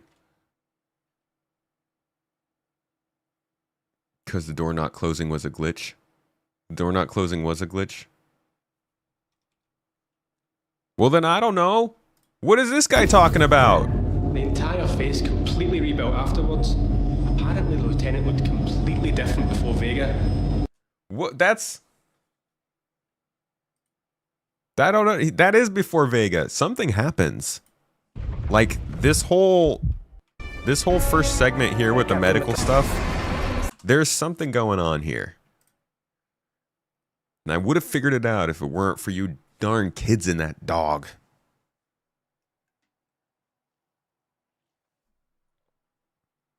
Wouldn't she still then suffocate? Well, the theory is that her character dies in the intro.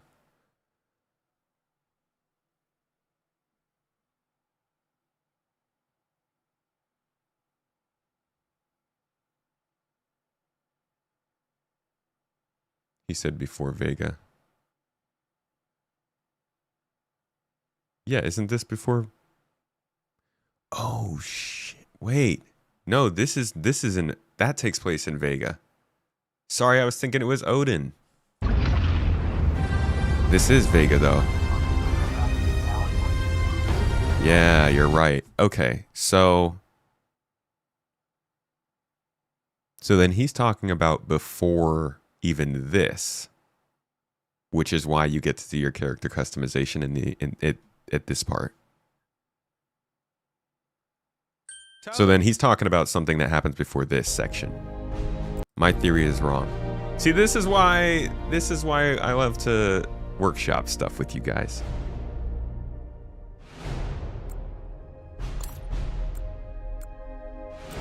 Or plot twist, I'm now a military expert.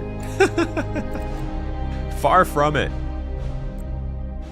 I like to remind people that this misleading tattoo on my arm that sometimes makes people think I'm in the military is actually just Master Chief. I am not a military strategist or expert. Did play a lot of Halo in my day though.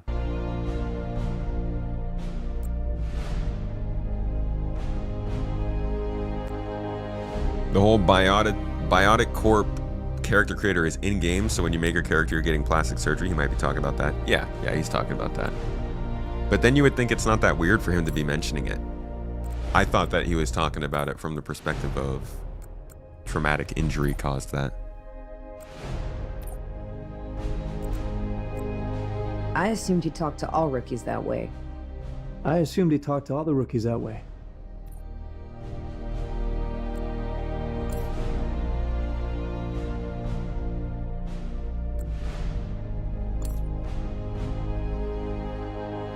The confusing part is that Rich says at the sitcom demo that you customize later. Is that where I was getting the idea? I felt like there was something in my head that was saying they mentioned the idea of customizing your character later on. Maybe that line was off and it was supposed to say after Vega instead of before? I don't know. You picking that up? Yeah, got it. Scanning now.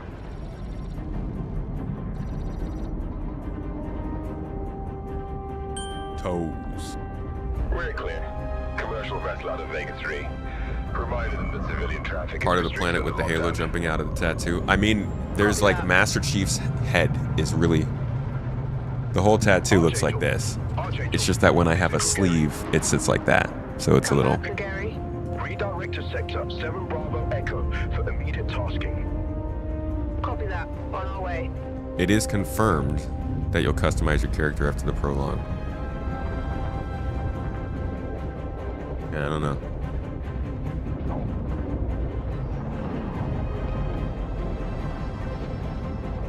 What if he gives her his helmet, and since he saved the life of the general's daughter, he gets promoted to the Squadron 42?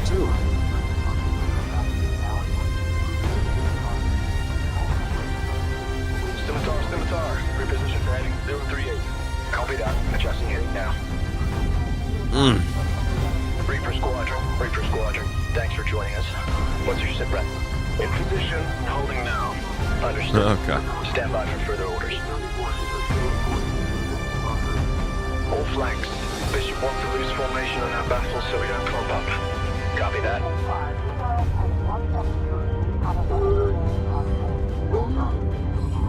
It's too good. All right. Yeah, I think he could have given her his helmet, but we don't really see that in the moment in that video. We just see her sit down in the chair. What we saw is the event called Vega, and the scene we saw where he said it was after the intro battle of Vega. On the other side of the jump got twigged and went dark. Didn't he say he looked? Yeah, the entire face completely rebuilt afterwards. Apparently the lieutenant looked completely different before Vega. Oh, yeah, no, you're right. You're right. He looked completely different before Vega. Yeah, so he looked different, right? He looked like this. He came to Vega, he went through the battle, and then you do your character customization. So we're back on board. The theory survives. Been battling with. Oh, he's sending Rich is sending a message to Chris. How cute. Honestly, we've been out here so long, I don't know what to pull for anymore. Thanks for saving the theory, guys. To let you know. This has been a roller coaster. I'll ride as soon as I can. Stay safe.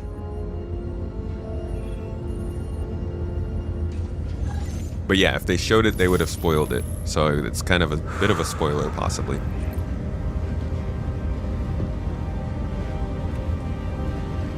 For some reason, when I heard it this time, my brain registered it as he looked different before Vega, and this was him looking different after he got to Vega, rather than after the conflict in Vega. Never gets old, does it? Sir. Eddies. I used to do the same thing when I was first coming up. What, salute? The flight deck whenever I could to watch the. I used to do the same thing back when I was a rookie, saluting my senior officers. Weirdo. Launches.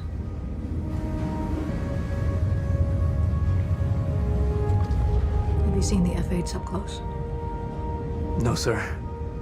The thing's a beast. My little refuge, thank you for the sub, man. Maneuvering I thrusters appreciate and three you. mains. It sure sounds like it. Sir. Captain McLaren to the bridge. Captain McLaren to the bridge.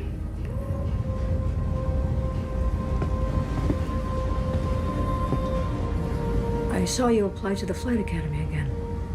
Yes, sir. Yeah, hustle, your I head think up. that's how it works. Took me a couple times before I got in. Thank you, sir.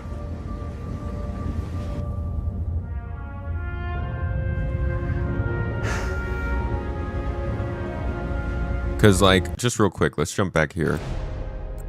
This section is just personal details. Now, obviously, it'd be weird if you went through a whole character customization process here on the stage. But yeah, you're literally just picking from some pictures first. And again, that could be a simplified selection just for this demonstration.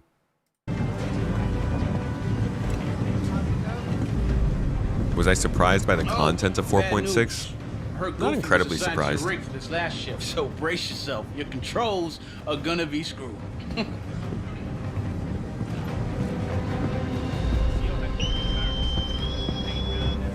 This is Captain McLaren. Sitcon upgraded to orange. All reserve personnel get to your stations. Looks like this could be it.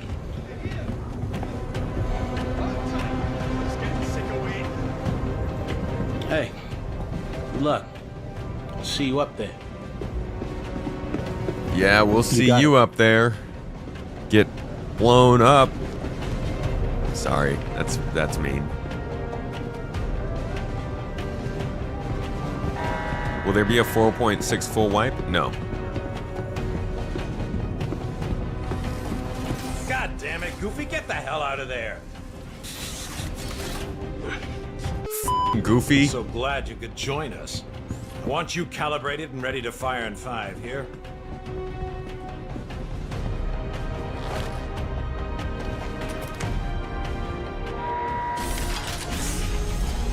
Whee! Yeah! Ooh.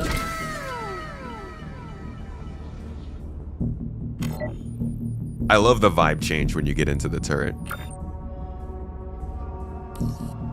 I don't know how the hell Goofy uses this thing with those settings. I'm just gonna do a full reset so you can get operational. Just follow the on-screen instructions for the calibration program. Kind of want to get a soundbite of that. Get the hell out of there, Goofy. If you're out here hunting a Vandal clan, I'll load up one of their ships for you to follow.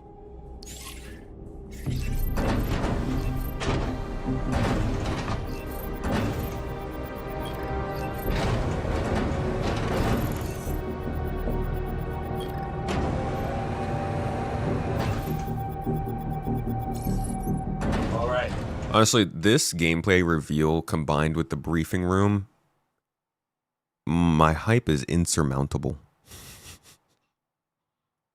They need to... I think what they need to do with this game to market it this year is show some gameplay. They need to show puzzles. They need to show a power sequence, a component related puzzle with the tractor beam, with changing out your power and your gravity or something. They need to show the way the NPCs can react differently. They have to show the actual functionality of this. We all know they can make something that looks good, but most people aren't going to watch this if they know it's related to Star Citizen, and they're only going to watch a couple seconds if they know it's Squadron 42. I think CIG needs to just put out short clips of functional gameplay from this game this year. I hope they do. No, they didn't put out a new briefing room. I'm talking about the old one.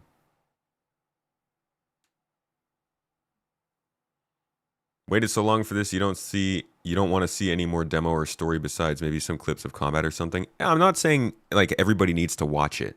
It's not for you or me. This is for people who don't know anything about this, who haven't been waiting for this.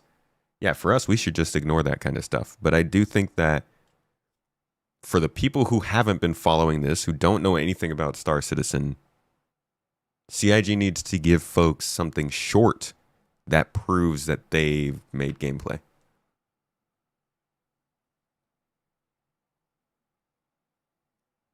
Show some sort of boss encounter. Bossing. Wino Game does what Cyberpunk did with the 50-minute gameplay video is beyond you. Yeah, I don't know. Maybe because they saw how much backlash they got. Like the 50-minute video that Cyberpunk did was good, but it was a vertical slice that kind of misrepresented how the whole game was going to play.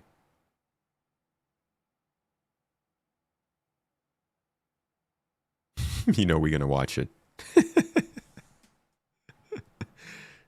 Should be all set for controlling your turret. Next up, they'll test your firing mechanics. The system projects simulated rounds, so don't worry about friendly fire.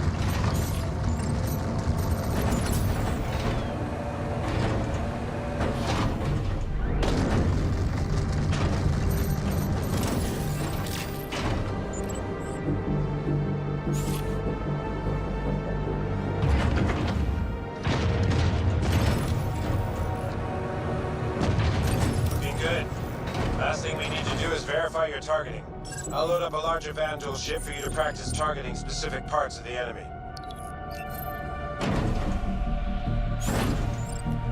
Yeah, the vertical slice, it gets some criticism because it drew attention to freedom of choice in how you tackle missions and like the processes that you go through to complete them, but then a lot of the game doesn't actually play as much like that, so people were thinking that missions were going to be a lot more open-ended than they ended up being. Test your tilt. System says it's sticking.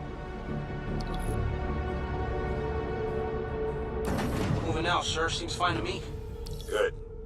All right, people. Eyes open, mouth Yeah, we can shut. talk about Evo. Any idea what's happening, sir? You covering your sector and staying off comms. At least that's what should be happening.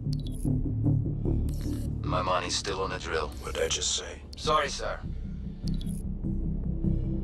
Show us something from mid-game. They could literally just show us the 2017 vertical slice as new. Still a really long video, but that'd do a pretty good job. Attention, Second Fleet. This is Admiral Bishop. For 6 months now, we have faced an elusive enemy determined to see the Empire burn and every human with it. There have been battles. There have been losses. Each and every one of you has proven yourself time and again, but today I must ask for more. Today, we fight one last battle.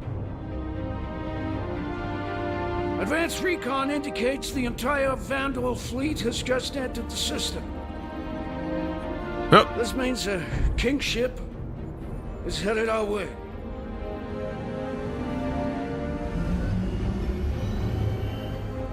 Now, some of you will not survive today, but there will be no time for sorrow. We will have to grieve for them later.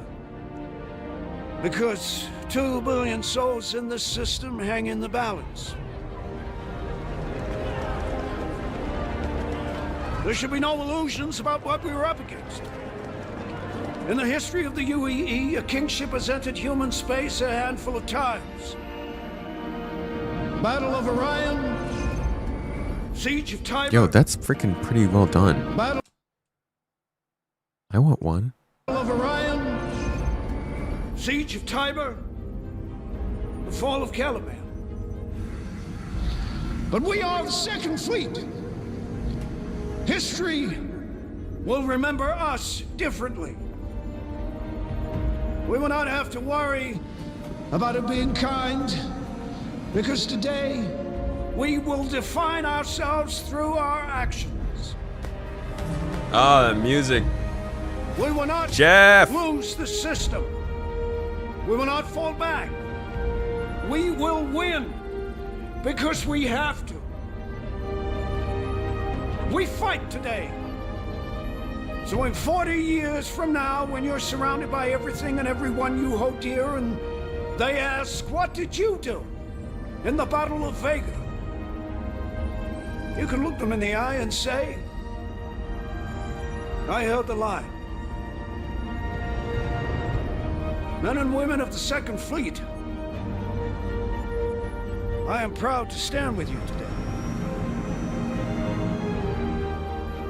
Good luck. Bishop out. Nice speech. Any word from the recon team? Not yet. Just watched something with Mark Strong in it. I don't even remember. It's a recent horror movie, I think.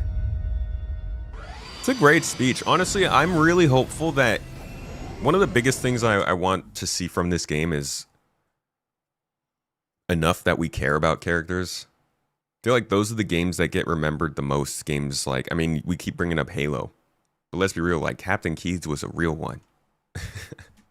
You're always thinking about Captain Keyes back in the day, but like Mass Effect was another good one where you just always think of the characters and you can, you know, you have reasons to actually care about them. It's annoying to go through a generic military shooter and then have just a bunch of dude bros you don't really care about. Even Gears of War was like the most, I genuinely expected to not care about those guys, but man, if Marcus don't make you cry in that series, then you got something wrong with you. I hope they can get that into this game.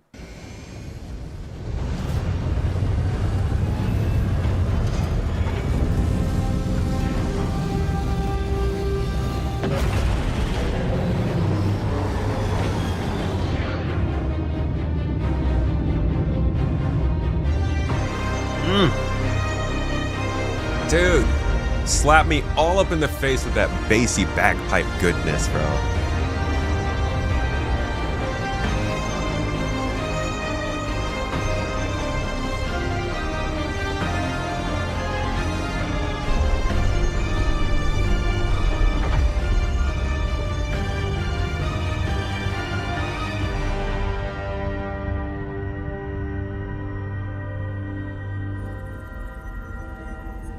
Leisure Suit Larry was the same for you? Yeah, I feel it. An icon of the industry. Yeah, Garrus is a big one. That's honestly who I was thinking of when I said Mass Effect. You think that's what Wing Commander did really well between the missions, and you expect we'll see a lot of that same kind of stuff in Squadron? How was the writing in Wing Commander, though? Like, were the characters written well? I really don't want some, like, single biome or single flavor characters that are just basic, Fleet, right? hold fire until my We've mark. waited too long for that.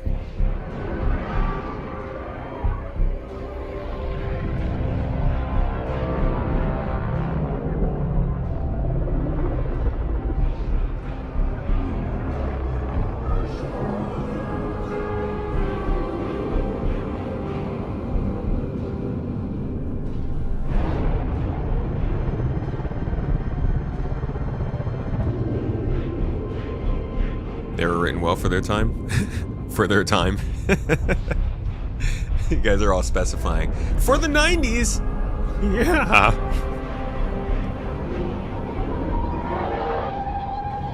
I think I'm gonna play Wing Commander on stream sometime this year. It feels like a must.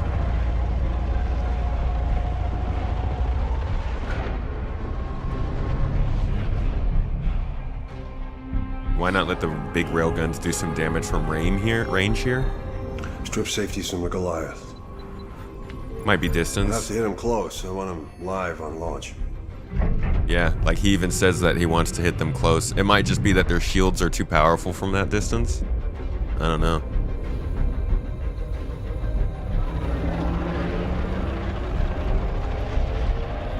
First timer here, trying to understand the 4.6 patches only for the Evocati. What does that mean? There are generally 3 versions of the game that you need to worry about. There are 4, but let's talk about 3 today. Evocati is the first wave of testing. It's under an NDA in terms of footage, but we can talk about it. This is mainly because it is almost completely broken. It has terrible performance. It has awful bugs that generally, when the public sees, might overreact to. So they like to get the really bad stuff out of the way first. That usually lasts anywhere from a couple days to a week or 2. After that is the PTU, the public test universe. That is where people are slowly put into the test, and they ramp up the number of people that are in the actual new update. And there's a whole thing about that. Don't worry about what it takes to get into that. The final version, number 3, is the live build. That's what 4.5 is right now. That's when the update matters. Don't really worry too much about it in the PTU. It's great to get news and information and talk about it, but it won't matter as an actual update till it hits live, till it hits 4.6 live, which is probably in the next 3 weeks or so. Hope it helped.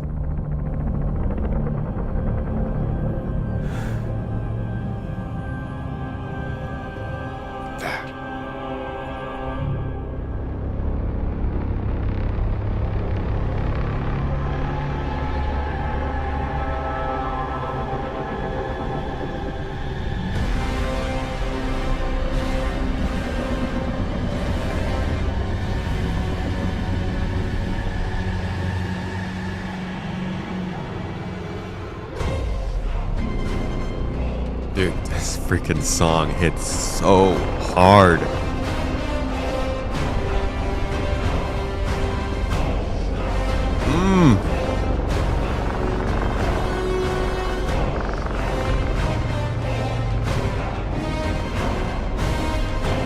Bro, that percussion resonates off my heart.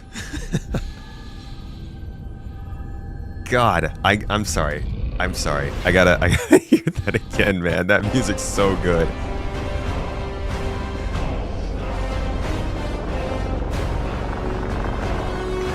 The freaking chanting and the alien species on the beat with the percussion right in the top of that trumpet, dude.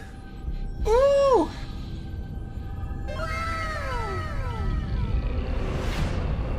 Jacob, thank you so much for the super chat. Happy New Year.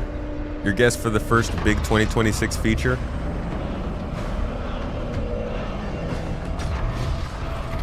I don't really have one, to be honest. Crafting. I hope. I pray.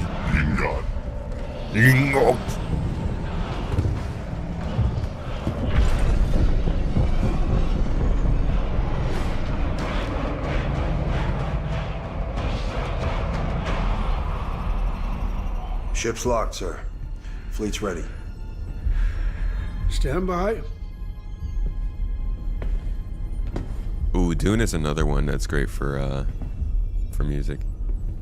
When the Atreides bagpipes theme played, you were like, weak pipes. You got weak pipes, bro.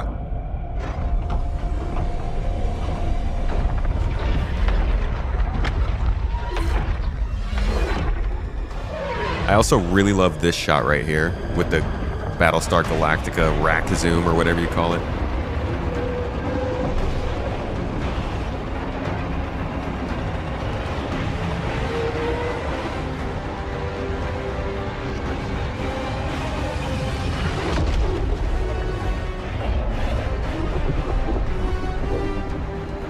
So the new version of this battle, there's definitely going to be Perseus in this. I wonder what else they'll replace. Fire! Pew pew pew pew pew. Pew pew pew pew pew pew.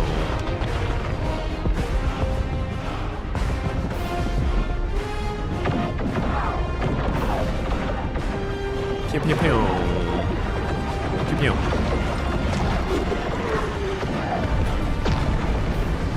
Weak. Wasn't the Perseus developed after this battle? No, Perseus is an old boy, I think. The Perseus was developed for the... I want to say the Tavaran Wars. It was actually an old ship that was discontinued and then brought back. I got one. Over the last couple decades, I think.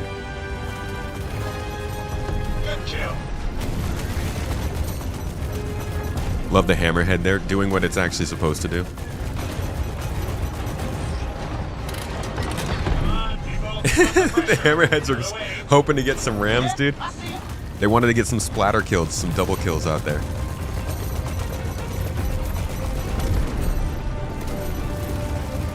It was brought back after this fight.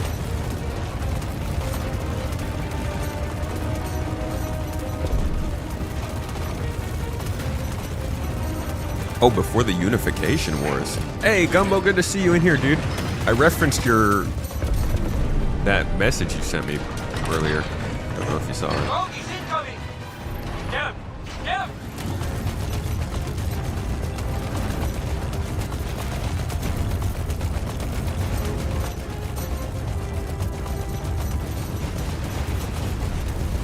I think this should be using the same auto aim gimbal that we get in Star Citizen with that little circle. I think it's going to be more fun for your average player, at least for this first time. The last thing they want, I think, is for this section to play out for too long. It's a good showcase. It looks cool, but it's like if you're just jumping into this game, you don't realize this is a whole battlefield. This would be so much cooler if you were flying in a ship around these ships. Instead, you feel like you're on a on-the-rails Call of Duty turret gunning experience, which for too long is going to make people think this isn't really that impressive for the time I waited to play this. So I do think they should try and make sure this segment doesn't go on for too long.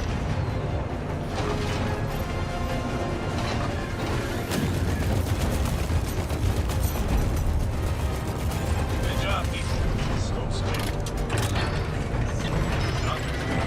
Goblet, I got bogeys I can't shake. I need a Yeah, the push-up. Polaris was definitely after Vega. Right, gunners, protect our fighters. Tracking's on.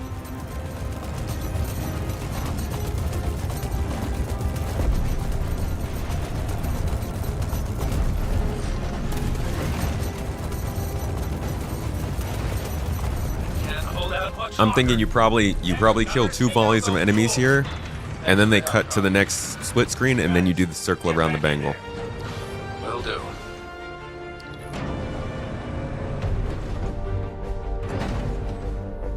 So they ended it right here. I think that could have been like 30, 60 seconds shorter. But that section's not bad. It's the next section when you're going around the Bengal when it starts to feel a little long.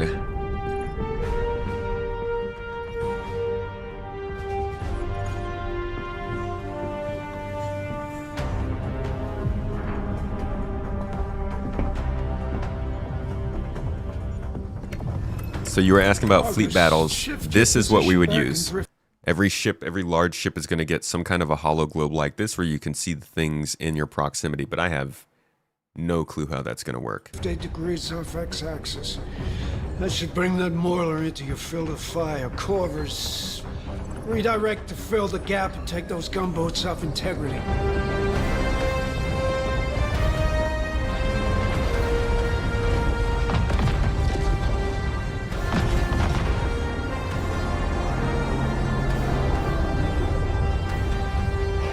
Scimitar, your turn to play bait.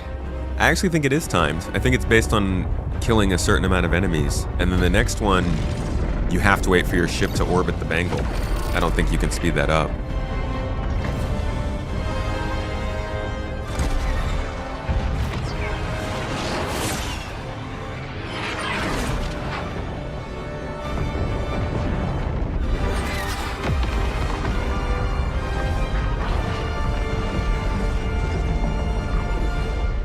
Get wrecked, bro. Banshee, push forward. Let's see how strong that line is. Raiden, you're their support. Dude, that's terrifying to basically be playing chess with hundreds of lives.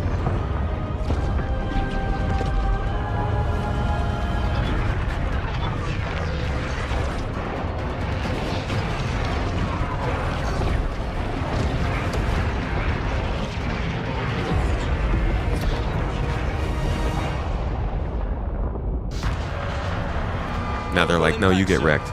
Could have been capital ship fire. No, it's too First time you'll disagree. like You think it heavy only felt fighters. long for Do the we have a first line time on them? because we were hoping Turrets for have been taken gameplay out, and the sir. cutscenes felt longer. Gauntlet, Hopefully. come in. We'll see how it We plays. need you to sweep up some fighters on us. It might not be too long. I just think that they should be wary of the fact that players will feel like they're on rails. And in my opinion, Star Citizen is so much more than an on-rails segment. So for that to be the first gameplay, I really just hope that they, you know, can reassure players, hey, there's a lot more to this game than just shooting in a turret.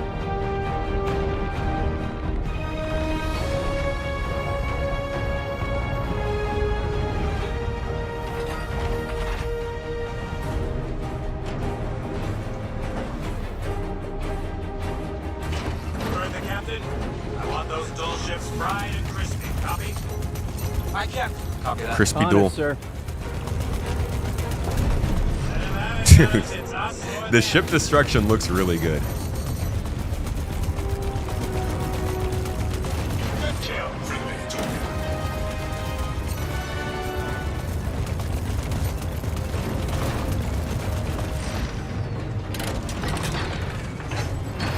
Yeah, the multiple explosions you're seeing here are because they're using the Maelstrom damage system. Star Citizen doesn't have that yet. That's why it looks really freaking good here, and we don't get quite that experience.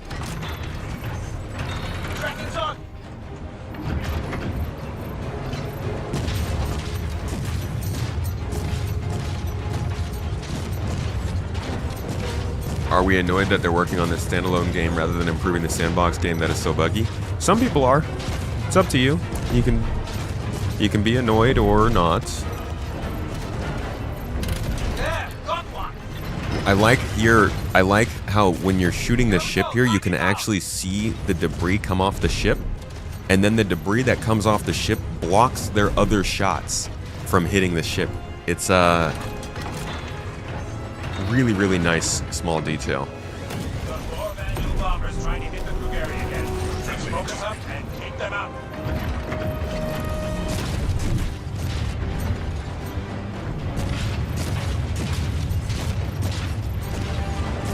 Yeah, we talked about Evo, Chief.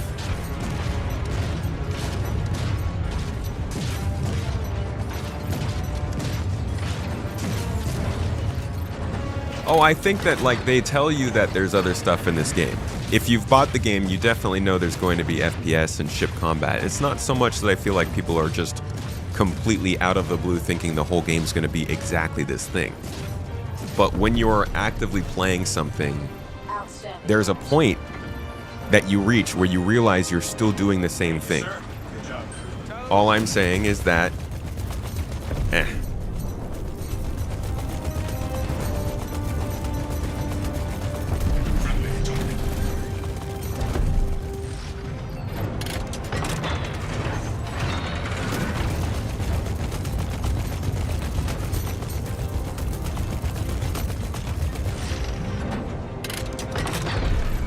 You're more annoyed that money is going to Squadron over Star Citizen. That's what they were talking. That's what they're saying.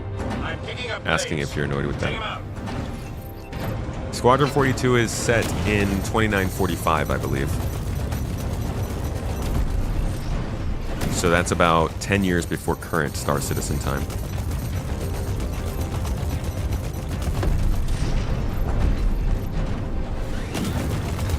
Tipses, what's up? Merhaba, welcome in.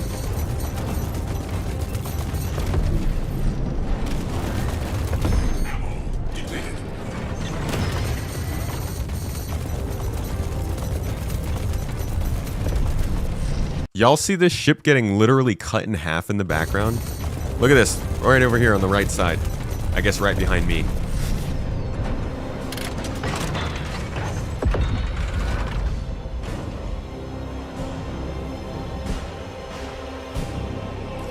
Did you see that? Oh God. Actually kind of scary. And then it pushes through the spaceship. Get out of here. This mother thinks it's a Perseus, bro. It pushed straight through the ship. Gotta take out that 100 small turrets.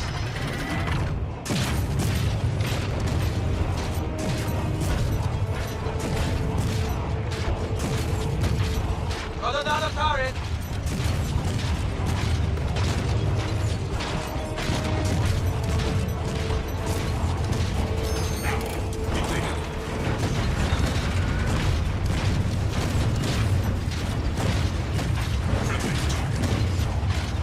Here's the part I was talking about. So they hit this piece of debris off the ship and it just kind of floats by.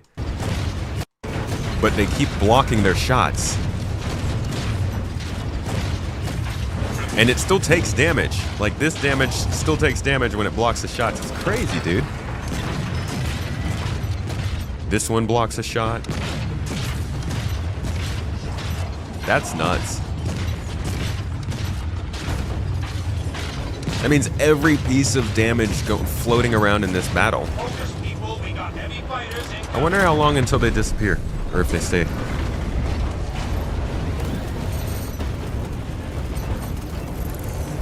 There's too many of them. Waste them.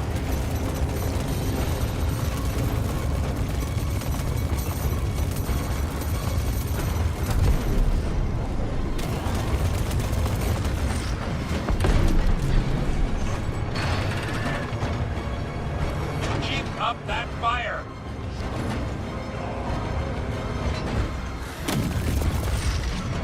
Get ready. Corvette's coming around. All gunners, get ready to target the main turret.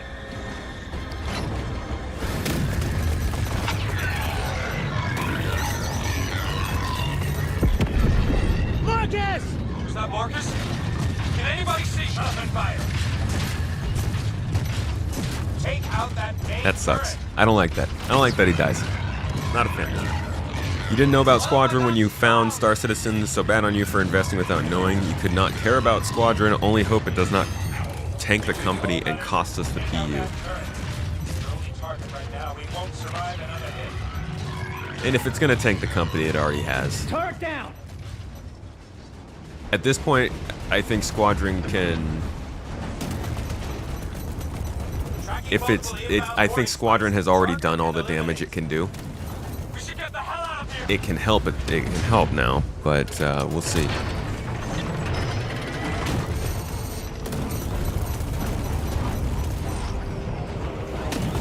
I need help! I need help! Last time you watched this, you didn't realize they had names for the guns.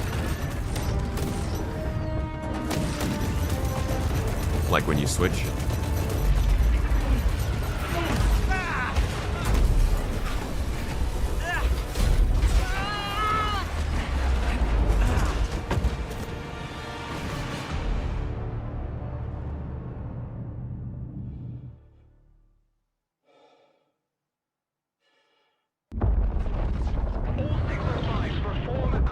No way that Desmond Idris is just dead after like 3 lines. I don't know, man. It's a big cast. Made planet ball. Copy. Forward inventors onto the ground forces. We've got your pad, Argus. Appreciate it. Could really just do with some fire cleanup. We're taking multiple hits. 335. Break engagement and support. Sir, briefing now. Charging main guns. Prepping for full spread.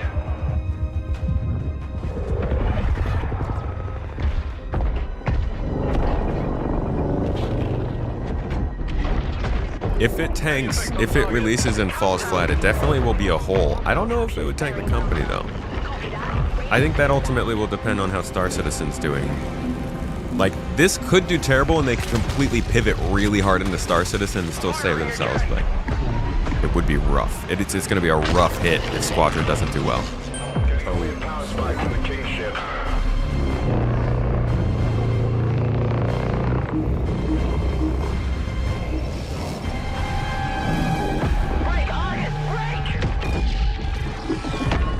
Ouch! Argus is down. Repeat. Argus is down. Dude, to cut a freaking Bengal in half is pretty crazy. Flight ops. Scramble any available support ships to pick up survivors. I wonder if that would soft death in Aurora. This thing is chewing us up, sir. Break engagement with this destroyer. A line for a run on the King ship. Weapons. I'm gonna need you to cook up a firing solution on that King ship. Hit him with everything we got. There won't be massive sales numbers. What do you consider massive sales numbers? Right, Mr. Krause? The Van Duel aren't gonna blow themselves up. Yes, sir. Wait, next time we take a hit, drop our shields an extra 30%. Hear that, Shields? Sir. Navigation. Sir. Adjust heading. 10 degrees port. Aye, sir. Let's get their attention.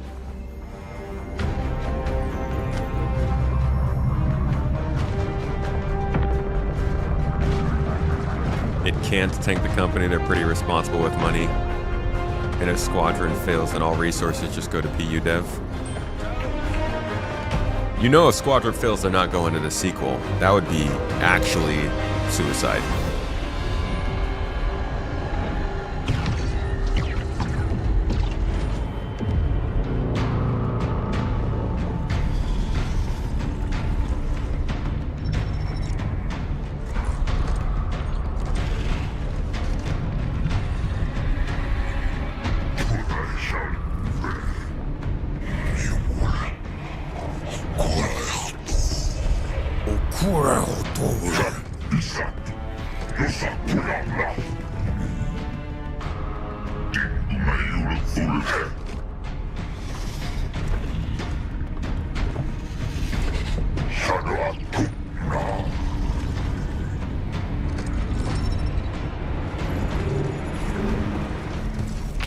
Do we underestimate CR and his dedication to Squadron? Dude, I don't think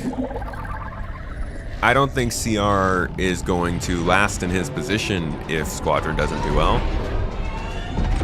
I think there are people who want Star Citizen to also do well, and Chris is at some point gonna have to accept that there's more than one game here. I mean, he does. He's on board with both. You can see it, but you can only obsess over Squadron for so Shield long. generators down, sir. Starboard 4 exposed. For all of our sakes, at least. We might just be screwed in that case. Sir. No matter what. Hit them again. Waiting on you, Mr. Krause. They're gonna kill us.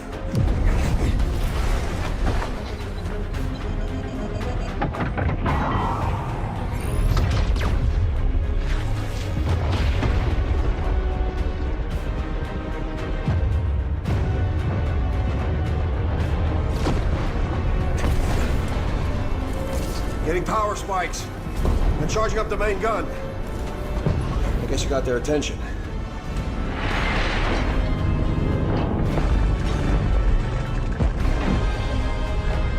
Dude, this ship is ridiculous. I never even noticed these two things that like go down this track. I guess you got their attention. Just like there's so many moving parts on this capital ship and it's all designed so meticulously. It's crazy.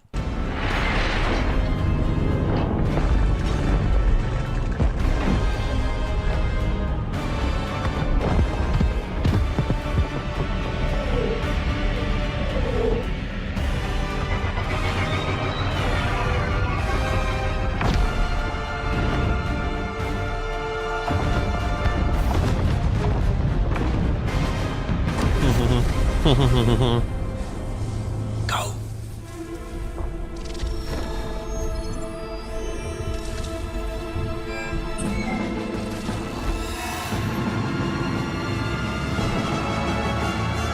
All right, people. 5 seconds out to the fray.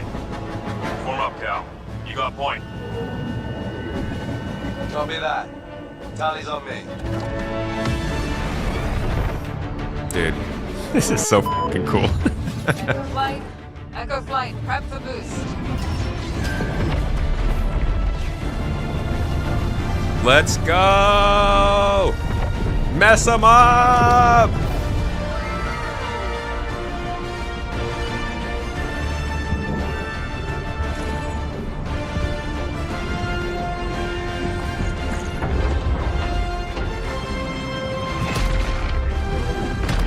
Let's say hi. Retaliator. Always looks so goofy to me.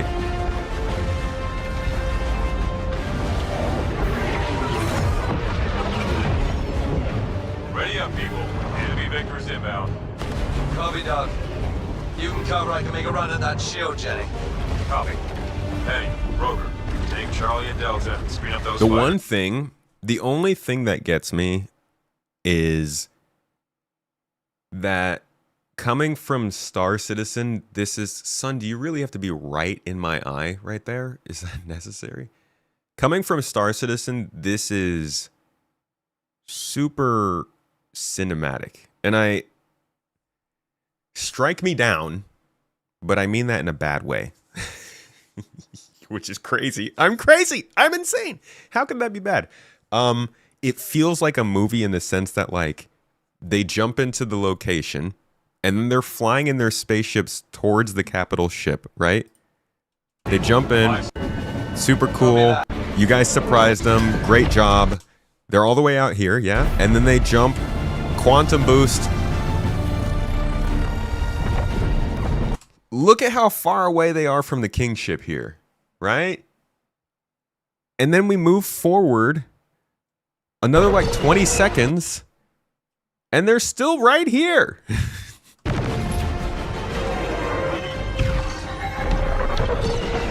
It's a little bit like a movie in the sense that they're like, okay, you're flying in. Oh, wait, hold on. Let's take a step back. Okay, you're flying in. Like the timing is all a little off between the scenes. That's like super big of a nitpick. I'm not saying this ruins the game or anything. That's the only thing that gets me because we're coming from Star Citizen. In Star Citizen, you're kind of used to everything happening in real time. Obviously, Squadron 42 is going to be made in a way that like fits what they're like the sequences they're trying to make. So you got to flub numbers a little bit. I'm fine with that. It's just I notice it every once in a while. It is a lot closer. I'm not saying it's not that it's impossible. It's just to me it feels like how far away from the ship are you right here? Maybe 3 kilometers. You're definitely far enough to hit them with missiles from here. Rover, take Charlie and Delta and screen up those fighters. They're still flying. Bug, you're in main. They're still talking. Right? Still same distance. Charlie's maintain vector. Still flying. Still chilling. No maneuvers. Like this is movie-esque. It's not Star Citizen, and that's okay. I'm not saying it's a bad thing. It's just noticeable. Like they're still in the same place. Still battling. It doesn't matter, though. Like, this is really freaking cool.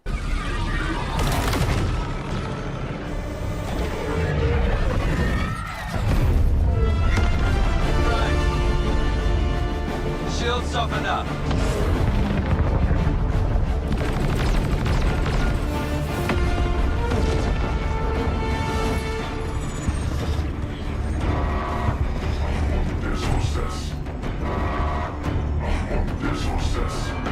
It's not necessarily the scale, it's like when they get close, look at how quickly he moves past the ship now. I know it's a big ship, just a lot of those scenes are, it's whatever. It's not that important.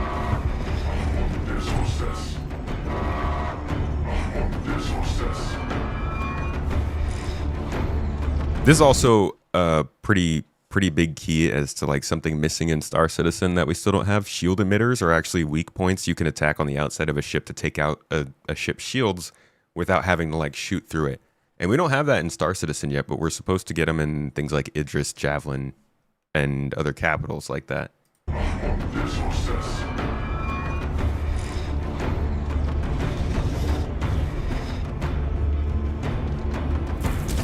Shields up!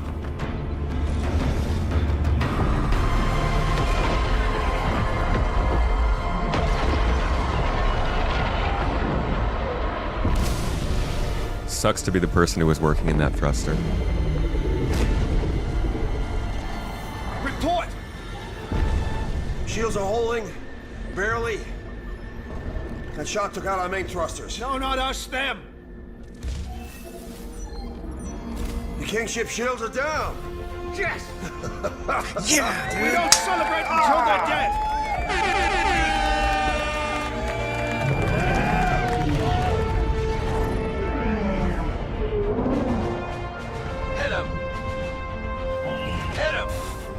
Retaliator's still flying towards the ship, though.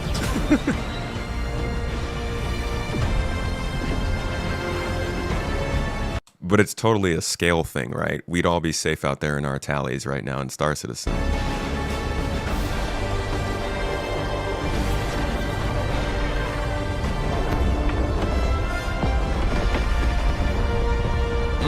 That's beautiful, though.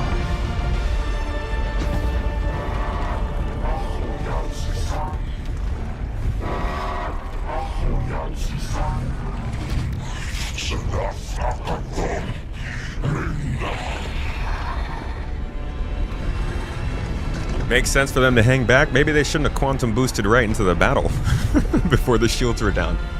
Look, I'm not saying I'm a better strategist than, what's his name? Cal something.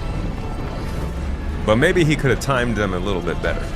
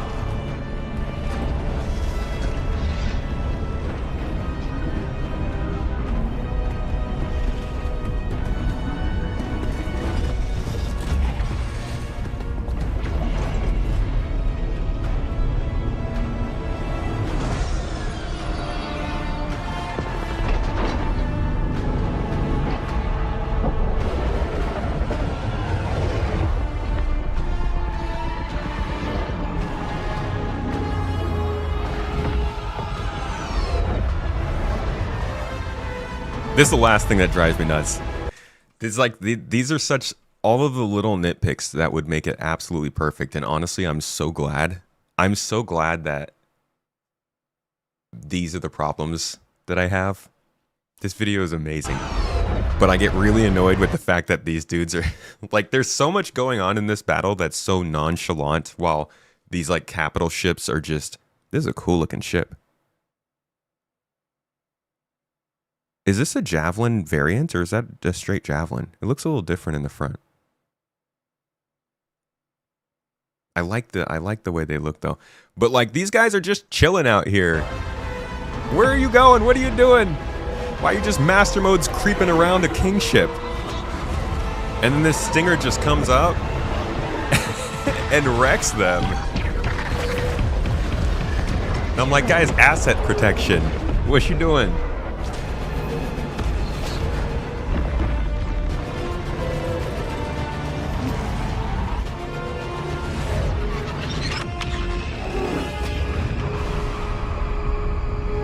Shame on your cow.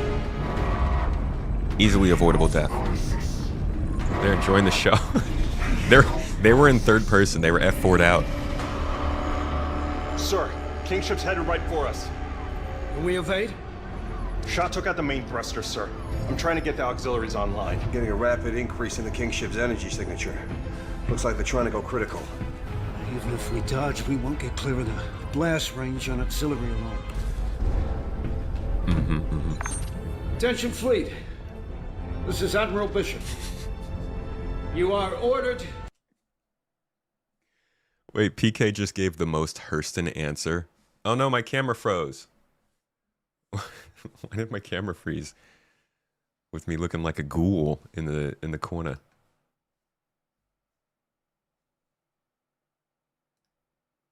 Hey, oh camera, what are you doing?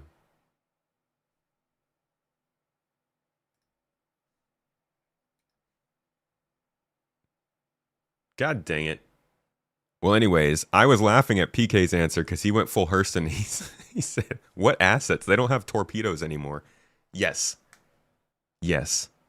Forget about the, the humans on board. To immediately withdraw. I repeat, withdraw. All non-essential personnel are dismissed to abandon ship. If you want to volunteer to stay, we can sure use your help. All right. Tell the gunners to concentrate all the power they've got. Maybe we can take out this Kingship before it hits us. Yes, sir. Logistics. I want every ounce of juice pumped into those guns. If we don't need it to breathe or shoot, I don't want it. Wait. We're going to watch this full screen because this is one of the best scene transitions I've ever seen in a video game. This is so sick.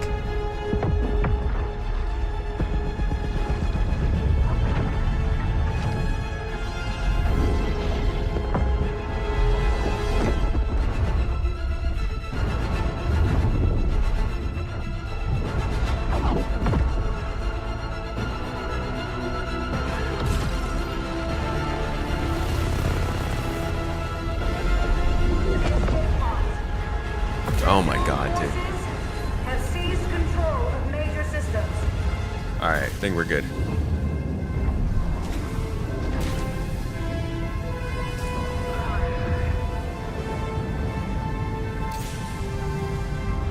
Alright, we're good, and sorry, we're gonna do that again. We're going and doing that again, man. Because this is crazy! I don't want it. And the music is just as good, dude. Hit me with the noises. Let's go.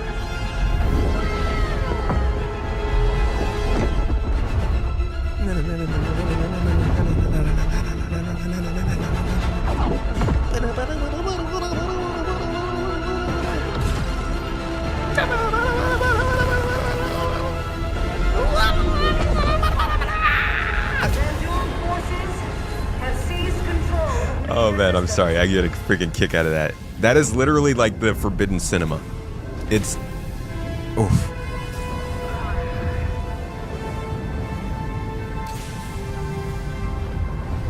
Yeah, there's a little bit of clipping in that scene. But that does mean it's real. What I think they missed out on here was a chance for people to fly spaceships through these scenes, because when you see something like that, you think it's just another cutscene. Yeah, they do the whole transition into the gameplay, which proves that it's really happening in real time. But it doesn't click until like you're flying a spaceship through it, and you're like, wait, everything's actually happening. Crazy.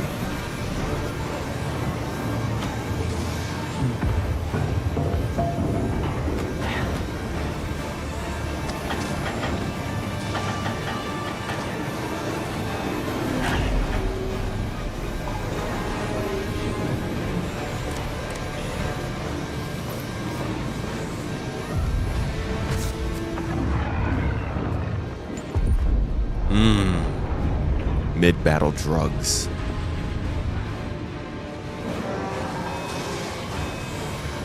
I think I can crouch into that. Oh yeah, I definitely think we'll get to fly ships in battles like this in Squadron.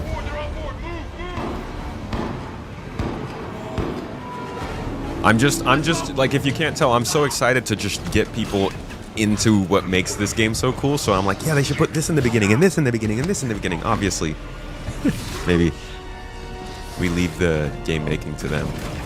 I just want people to know there's cool stuff. Don't leave early.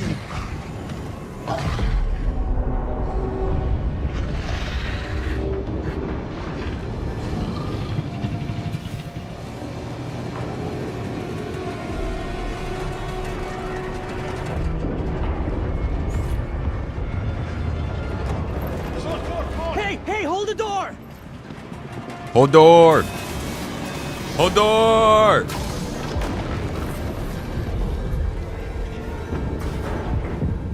They left Hodor.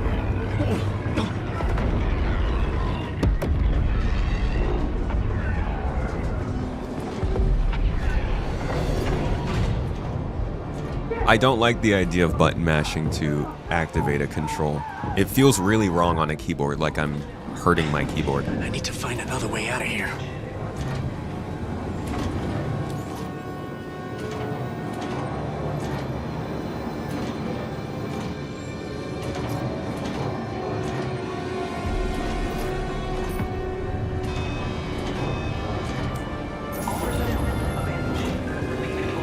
I'm the responsible party for finally getting you to jump into Squadron and Star Citizen. You watched the content for months before you took the plunge. Hey, I'm glad you watched it for months. Some people watch the content for a couple minutes and jump in, and then they come back and they're like, hey man, where's that thing you were talking about? I'm like, sorry. Come back next week. I hope it goes well for you though, and I hope you've been loving the content.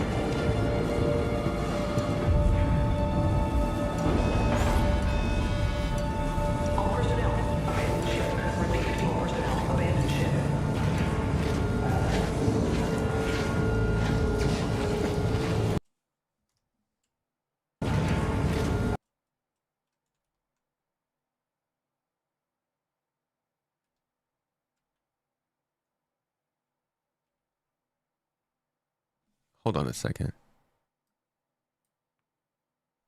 Freaking out about You heard about this show, Lost Caliban. Yeah. I'll need you to be a big sister to him. Okay? Take him to Lake Perrin. He's old enough, and teach him what I taught you. And do me a favor.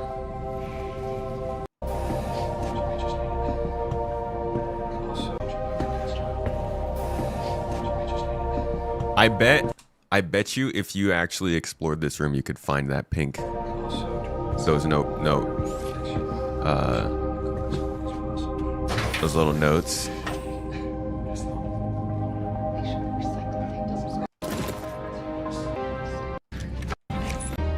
They're probably somewhere in this room. Hey. All set? Hey, you get any sleep last night? Yeah, me neither. Dude, this game looks so good. God, Jesus, man. The lighting here. Yeah, me neither. And I don't think this is when they had global illumination working in Squadron. They could maybe actually get ray tracing into Squadron by the time it releases. Yeah, I feel like there's probably somewhere in that sequence, in that room, where you can find these post-it notes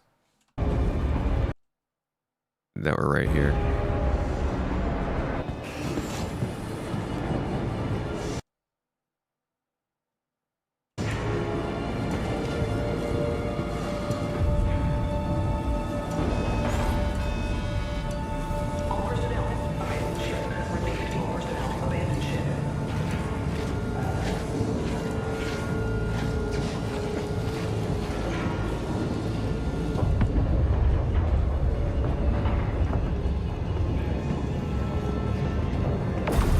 Breakdowns over the years got you well informed before you ever spent $1. Happy to help.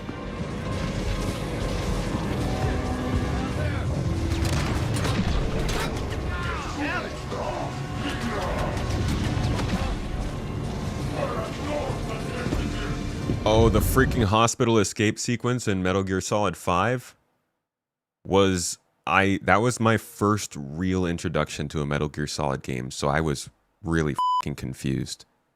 I was just completely... I hadn't even gotten that deep into any Kojima games before Metal Gear Solid 5, so that intro, dude, I didn't. I thought maybe I had done something wrong. I bought the wrong game. I don't know what the freaking hell was going on.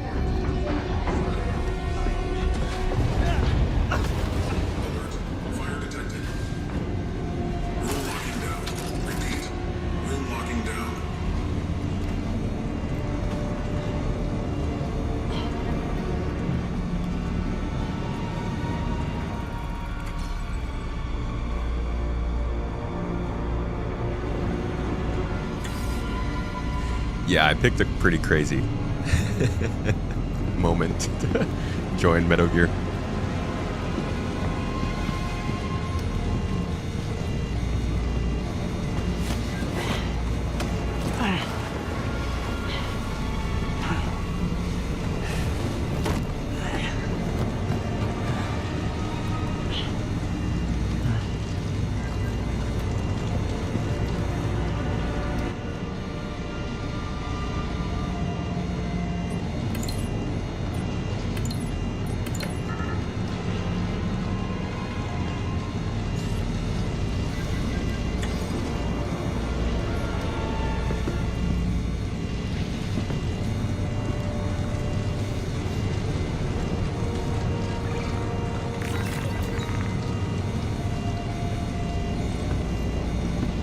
Data running gameplay confirmed.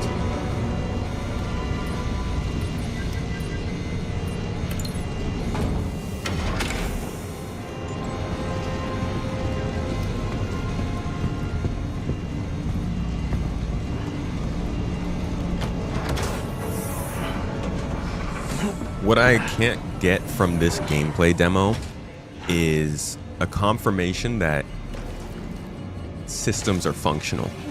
So a lot of the ways they talk about this game in that briefing room video are from the perspective of how many systems are in Squadron 42 that are actually meant to make you experience the game differently from other people. From the fact that engineering is in Squadron, that a lot of puzzles will depend on us to move power around, to open certain doors, to remove obstacles, and to like use weight to change things around.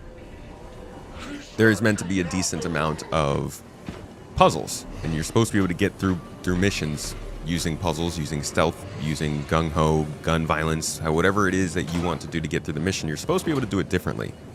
So those kinds of things I keep an eye out for in this, but it's hard to tell because it's just one segment of the game, and it's also obviously a very particularly chosen segment of the game. But I would keep an eye out for that kind of stuff because genuinely the way that they talk about this game makes it sound like Deus Ex.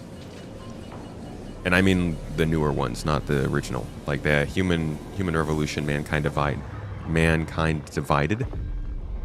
Sounds kind of like what this is trying to be.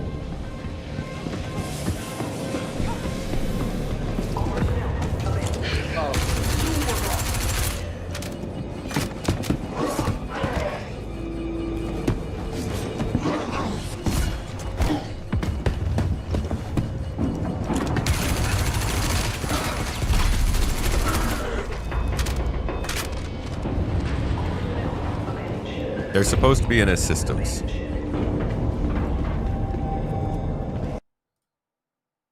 I can actually pull up this reference. There's a point where he actually talks about this exact idea.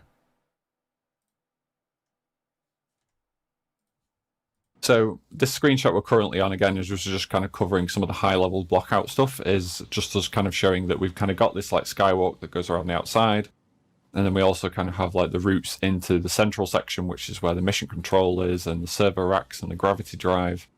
But we're also kind of thinking about other ways that the player can kind of go into. Oh. What the heck? No. Why would I This screenshot select? we're currently on again is just kind of covering some of the high level blockout stuff, is just us kind of showing that we've kind of got this like skywalk that goes around the outside. And then we also kind of have like the routes into the central section, which is where the mission control is and the server racks and the gravity drive. But we're also kind of thinking about other ways that the player can kind of go into these locations. So this just kind of shows, as you can see, we've got like these little storage rooms on the side that lead between, but we've also kind of got these like ventilation systems that feed around the station. God dang it. And the player can actually go into these and then kind of... Here we go. And then Listen to Zone this. 3 over here, for example, is like the decommissioned skywalk, and then you've also got habitation over here. Zone 2 is the engineering stuff, and again, the gravity section with the server rooms. And then we've got kind of Zone 4, which is like the very top deck and the kind of mission control section.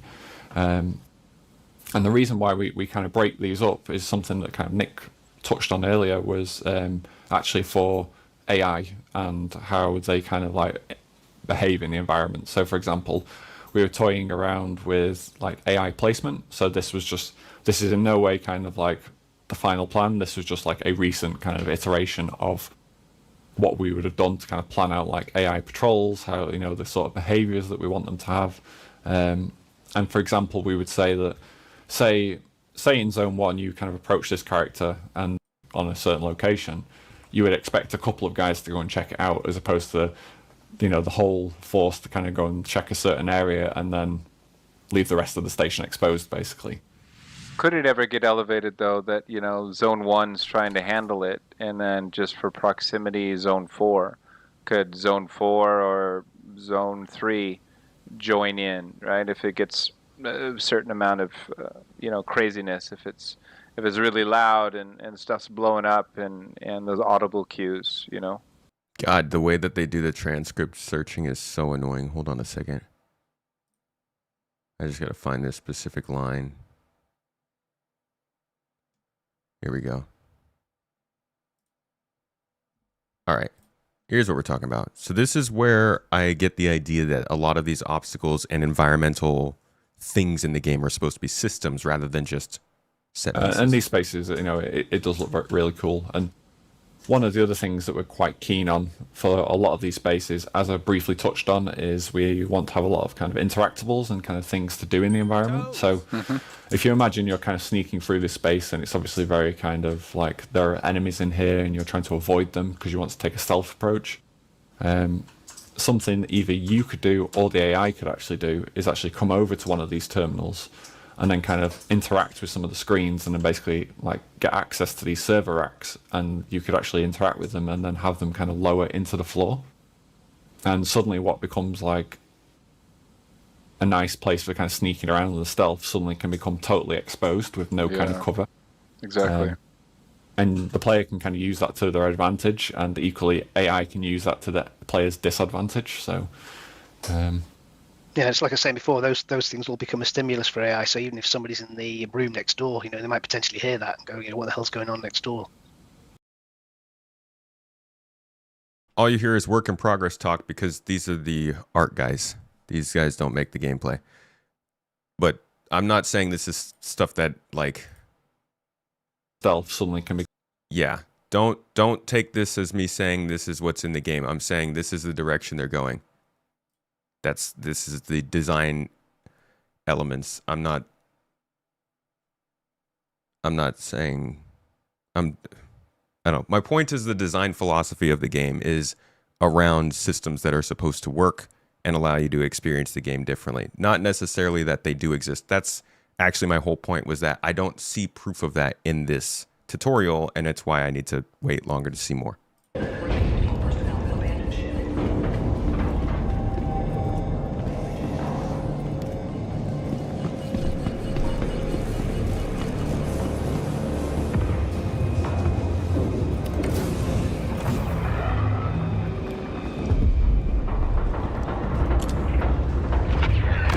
God, I love that color. It's like the most beautiful blue. Alert. Fire detected. Room locking down. Repeat. Room locking down.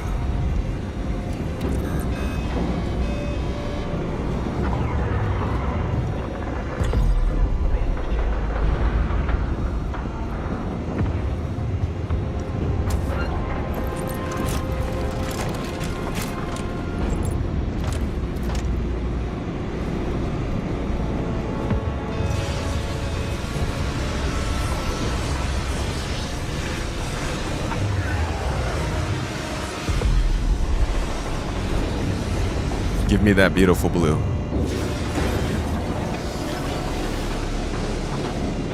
Ooh. It's like the blue and the red. It looks so good to me right here. I don't know why.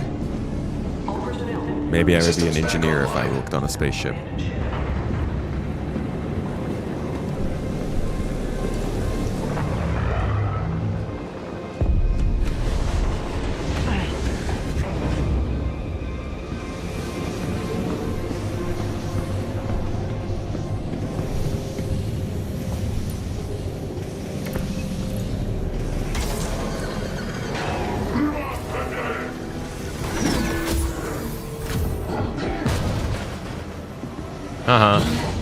You missed.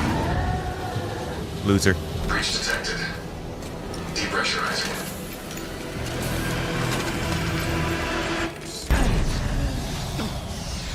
A wee bit awkward.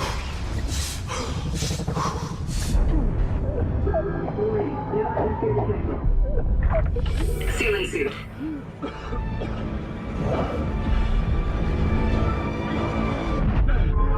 Golly, dude. How many high quality games do we have like decent EVA traversal in? I feel like this is the kind of experience we don't get to get in games too much.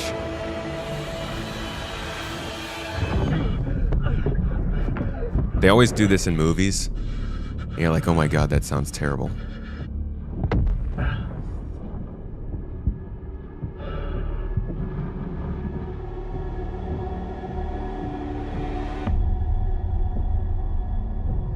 Tutorials. Love them. You're afraid that Squadron 42 will launch like Ashes of Creation? Small indie titles got better numbers on Steam. You didn't see any game magazines talk about it. End of the year. The way CR talked about not wanting a lengthy marketing campaign, it sounds like he doesn't care about putting it out there at all, which would then result in the Ashes of Creation launch.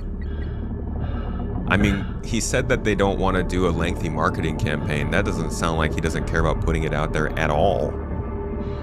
That just sounds like he hopes to depend on this older footage more. I don't think they're not going to put anything out.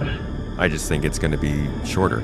But I don't think this launch is going to be anything similar to Ashes of Creation. I mean, that's an MMO that everybody's looking at as an early access release that might go somewhere, might not.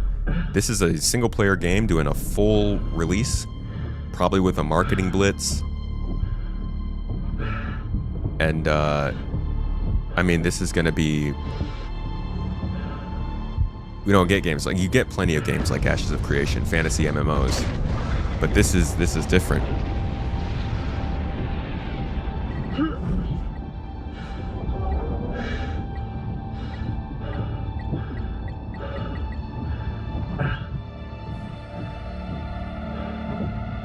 Hope this game has more gameplay than cutscene. I mean, there's more gameplay than cutscene in this video. But it is close. I think it's like 65, 35%.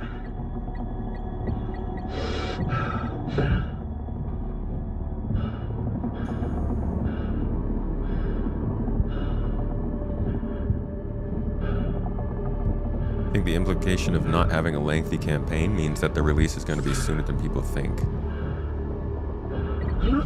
To be honest, I think that was his way of being like, I know we haven't started marketing, but it doesn't mean it's not going to be this year.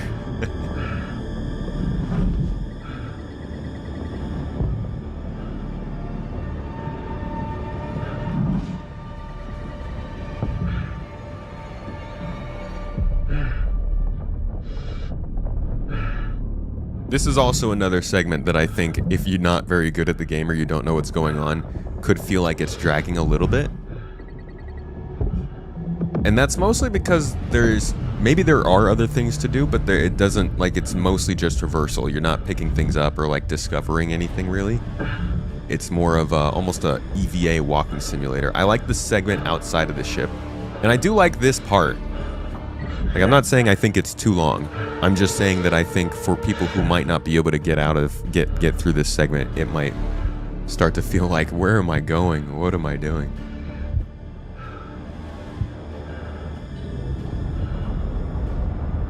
Personally, I love the ability to watch the battle from outside a ship like this.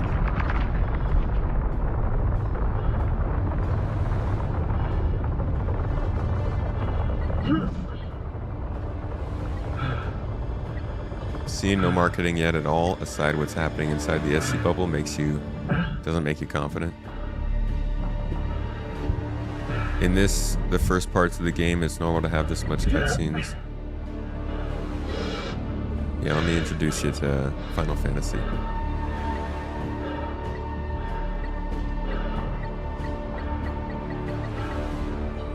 Ooh, we're pulling the giveaway winner today? Giving away I think a Drake Cutter? Looks like Mrs. Tomato's gonna find out who won.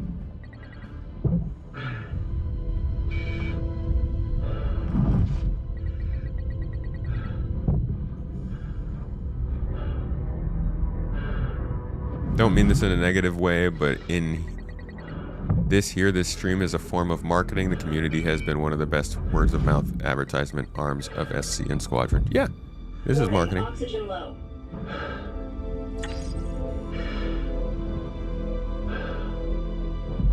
Sten gun. We got a Sten gun in the chat? Hold up. Wait, we gotta pause this. A shout out to my man Sten gun in the chat. I don't know if you're there, but you just won yourself a copy of, well, not a copy of the game, but a Drake Cutter in the game. Whether you're interested in putting that in your hangar and using it as your little, your player killer because it's so tough, it is now yours. Or you can melt it and use it to get something else, or you can give it to somebody else. It's up to you. Either way, if you're in chat or if you're not, we will be reaching out to you via email. Congratulations on your winnings and your new ship. We will have a new giveaway starting sometime in the near future, probably when we reach our goals again, probably towards the end of the month. Keep an eye out, though. Pressurizing.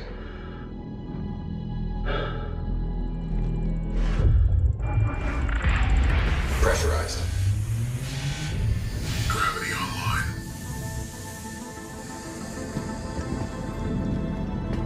Oh, it's a starter pack, so it's not even just a ship. You can gift this out to a friend you wanted to get into the game, and they get access to Star Citizen going forward. Little extra bit. I'm not playing this right now, no. Well, I mean, I'm gonna play it when it comes out, but not today. Wait, PK, no, don't do all that. I don't actually know if we have anything ready to give away today.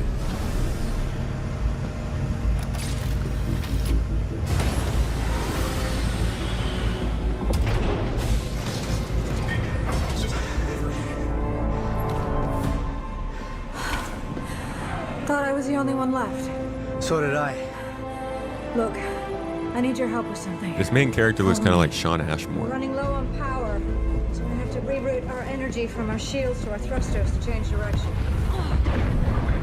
Don't try to confuse us with complicated words, Take a seat. Jillian. I need you to steer the ship.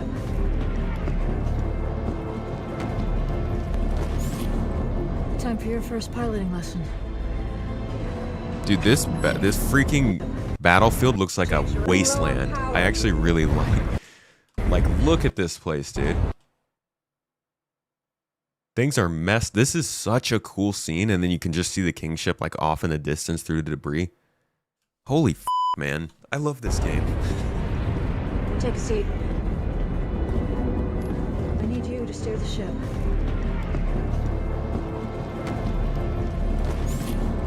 Time for your first piloting lesson.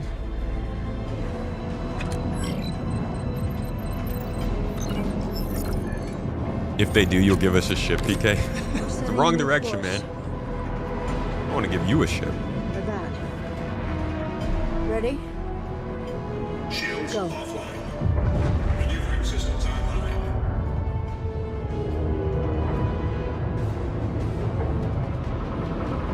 Oh, watch out for that. Nope, just bump into it, okay.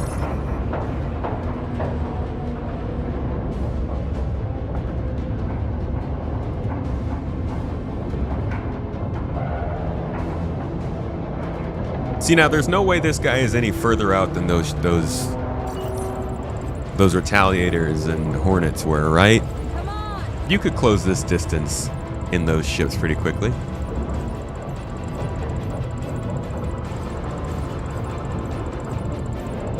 Now imagine a scene like this in Star Citizen. Good. I've been doing that too much over the last 6 years. Shifting power back to shields. Shields? Dude, if this is the kind of thing they could deliver if they needed to instant space battles, then instant space battles. I couldn't even imagine something like this in an all-player battle. Can't do that. You're dead in the water, and we can help. The situation's under control. You ought to reverse. You can't kill it. Not before it takes you out. We are boarded and burning. This is the only way. Well, lock your course and get off that thing. Both of you, clear? Aye, aye. Rachel. I will.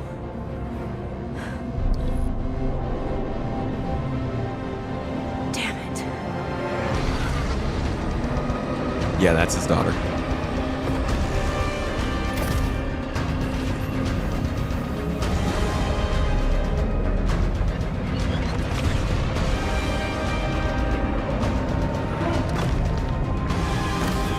This is how I used to return in grade school when I came back from summer break. Me and my friends get back into the classroom, new teacher's there, and we walk in. We're like, let's go! 8th grade!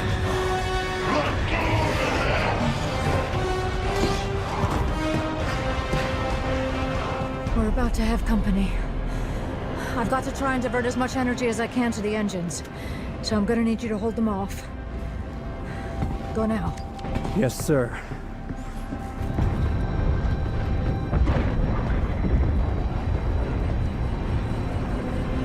Can't believe they gave this to us a year ago, and it's been radio silence ever since. I gotta introduce you to CIG, man.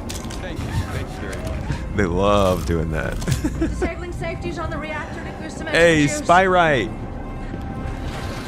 Here they come! Yo, brother, thank you so much for the subs. He threw the members onto YouTube. My man is pushing. He's pushing. PK is swinging them. Dude.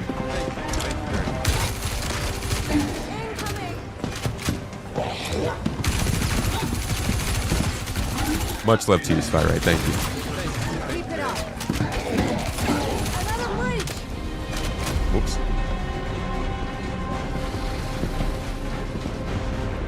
Thank you. Thank you very much.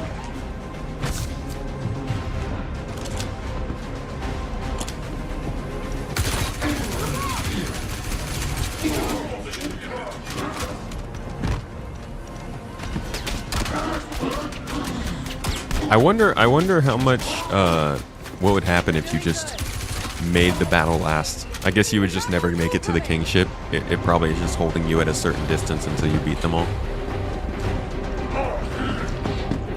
Danger. Hit shield 25%.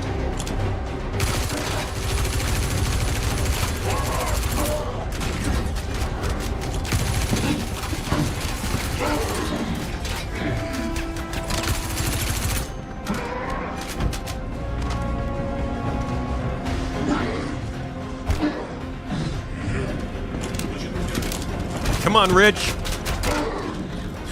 Nice work. On me, quick! Maybe he should have chose sperm suit difficulty. Warning. Collision imminent. Almost finished here. Ejection system offline. The escape pod door is jacked. I need you to manually override the door.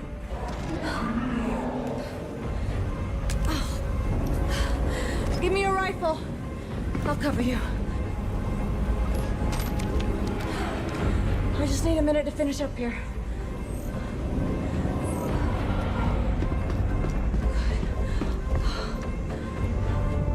What's the status on the door? Stand by, it's Star Citizen. They take a little while to open. We're good. Impatient. Down! Oi! Dude, I feel like just the weight of a Van Duel falling on you from like 7 feet in the air would just kill you outright. Sir.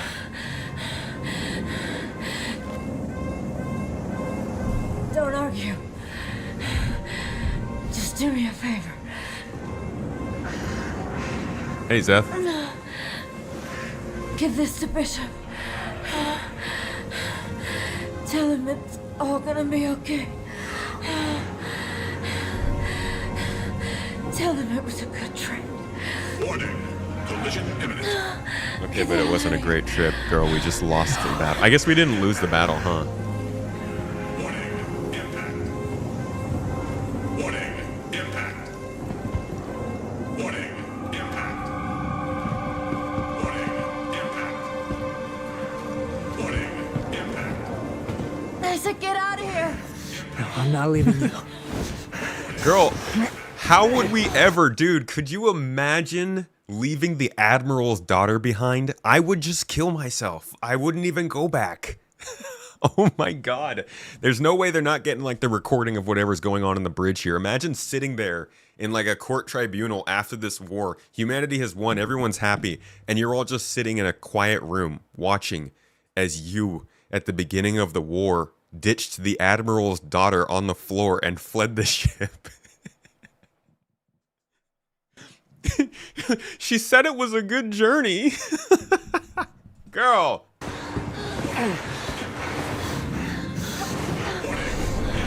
She says leave. Are you crazy?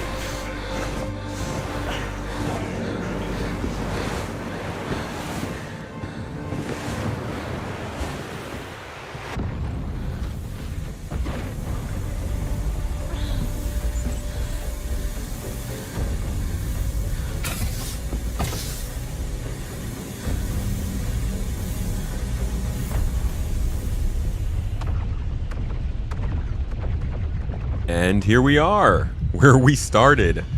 I genuinely did not plan on watching this whole thing, guys. I do solemnly pledge, mind and body, I will defend the Empire with my life. Your application to the Flight Academy has been reconsidered. Captain McLaren had submitted a letter of recommendation on your behalf before the battle. Okay, it's fine.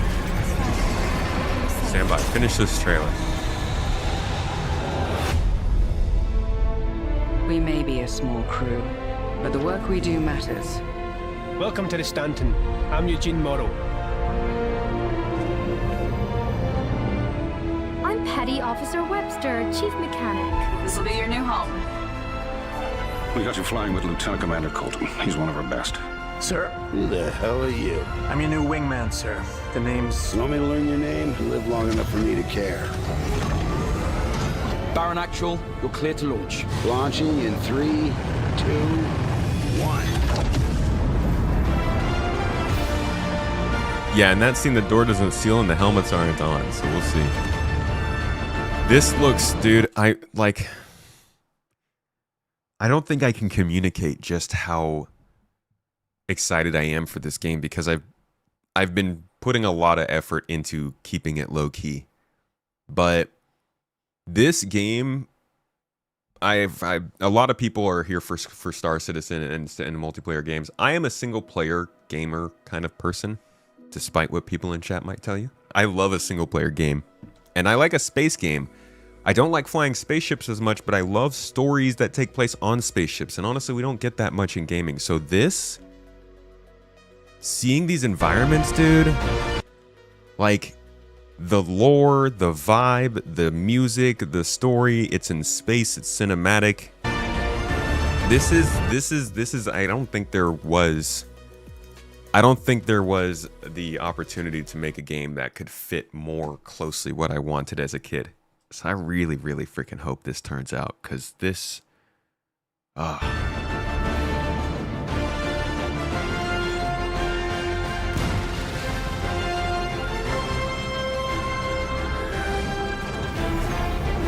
because I'm the kind of person who will watch the sizzle reels of TV shows. Like if you Foundation, for instance, I'll go and find a YouTube video that has all of the cinematic portions of Foundation, because I just want to watch cool space stuff, and I feel like you get to do that a lot here.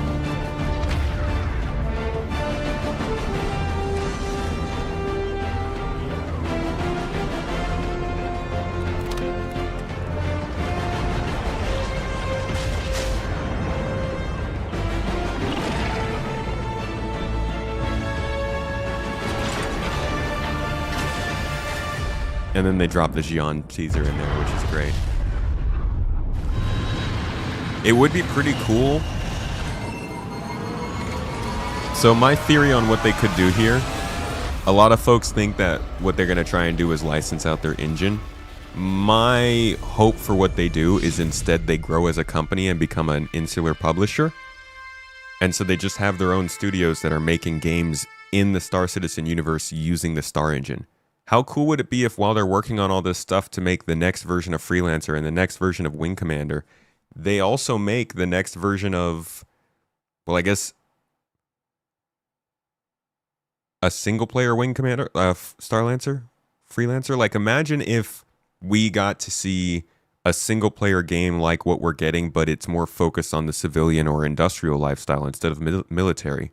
Like, how far could they go if this truly does succeed and blows up, and CIG itself is able to fund multiple game developments at the same time using this engine they've built?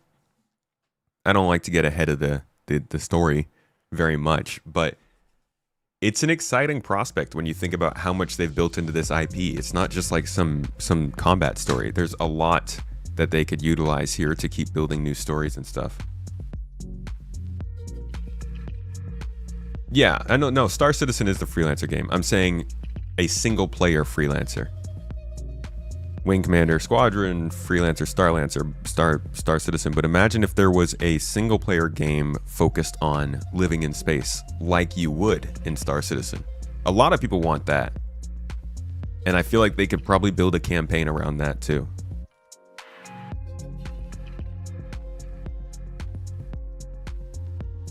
Think that's what Star Citizen is for? Yeah. But I would love to see more games in the future from them. Doubt it will happen, yes. But, you know, this is my theory, guys. This is like my, oh, they're going to license out the engine thing. This is my version of that. It's so far away, even the possibility of that happening, it's not worth thinking about. And you're right, it probably won't happen. But it would be so cool if they just started building games from this engine and expanded. If they did SC private servers, you could basically do that. Yeah. Let's get these games done first. Listen, folks. I'm all for finishing what they're working on right now.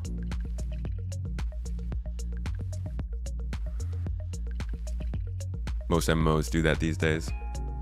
They could. All right, let's forget about that theory then. An RTS set in Star Citizen. I don't really care what kind of game it is, as long as there are. I'm just saying the idea of expanding and instead of licensing out the engine, creating more games under their umbrella within the Star Citizen universe. Name your situation. I don't care. Doesn't have to be realistic. Just the idea of making other games using the engine is cool to me, and not selling it. Something being done is not how we do things in the CIG-verse. There's a lot of past lore they can leverage on for those kinds of games. Doesn't have to run parallel with Star Citizen and Squadron. Exactly, dude.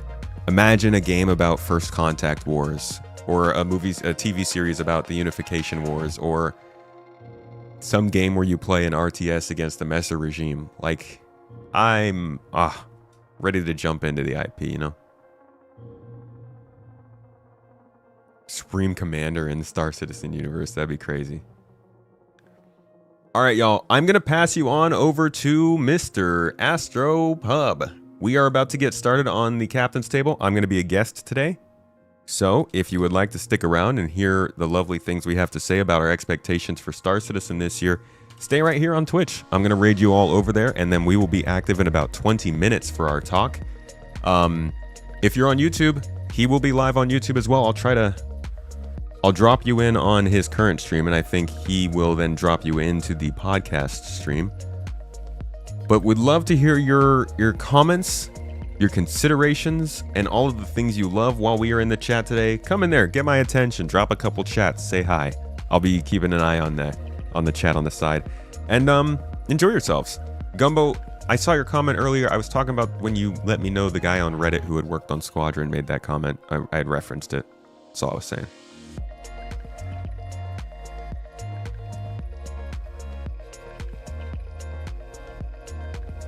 Just caught the end of what you were saying about single-player games based on the engine. It'd be amazing to see a series of smaller games based on the engine with campaigns based around a more real-life experience, not only military stories, but a real life in the verse. I think it would be sick. They could tell all kinds of tiny little stories in the Star Citizen universe, like, I don't know, a bounty hunter in ArcCorp. You could make a whole game based around just being a bounty hunter on ArcCorp. Little segments where you go off into space. I don't know. It's just a lot of possibilities with a game engine and an IP like this, but we'll talk more about it later. Thank you all for being here. Appreciate you. Hope you had a good time and a good day. I will catch you all on Monday for another chat and stream. I might do a deep dive into this Squadron stuff I was talking about, because I do want to dedicate a whole segment to it. We'll see what kind of news is coming out at that time. Either way, I'll see you over on the captain's table, folks. Thank you for being wonderful people. You make this stream go by like it's nothing. You make whipped cream. I don't know. I don't have a metaphor for that. Sorry. It's just weird. Either way, have a great day. Treat yourselves well. Eat something you love. Give yourselves a hug. You know the drill. Just do good things. You're good people. You deserve it, Bye-bye, folks. See you in the next one. Oh, check out the new video on the main channel, by the way, if you want. All right, peace. Love you.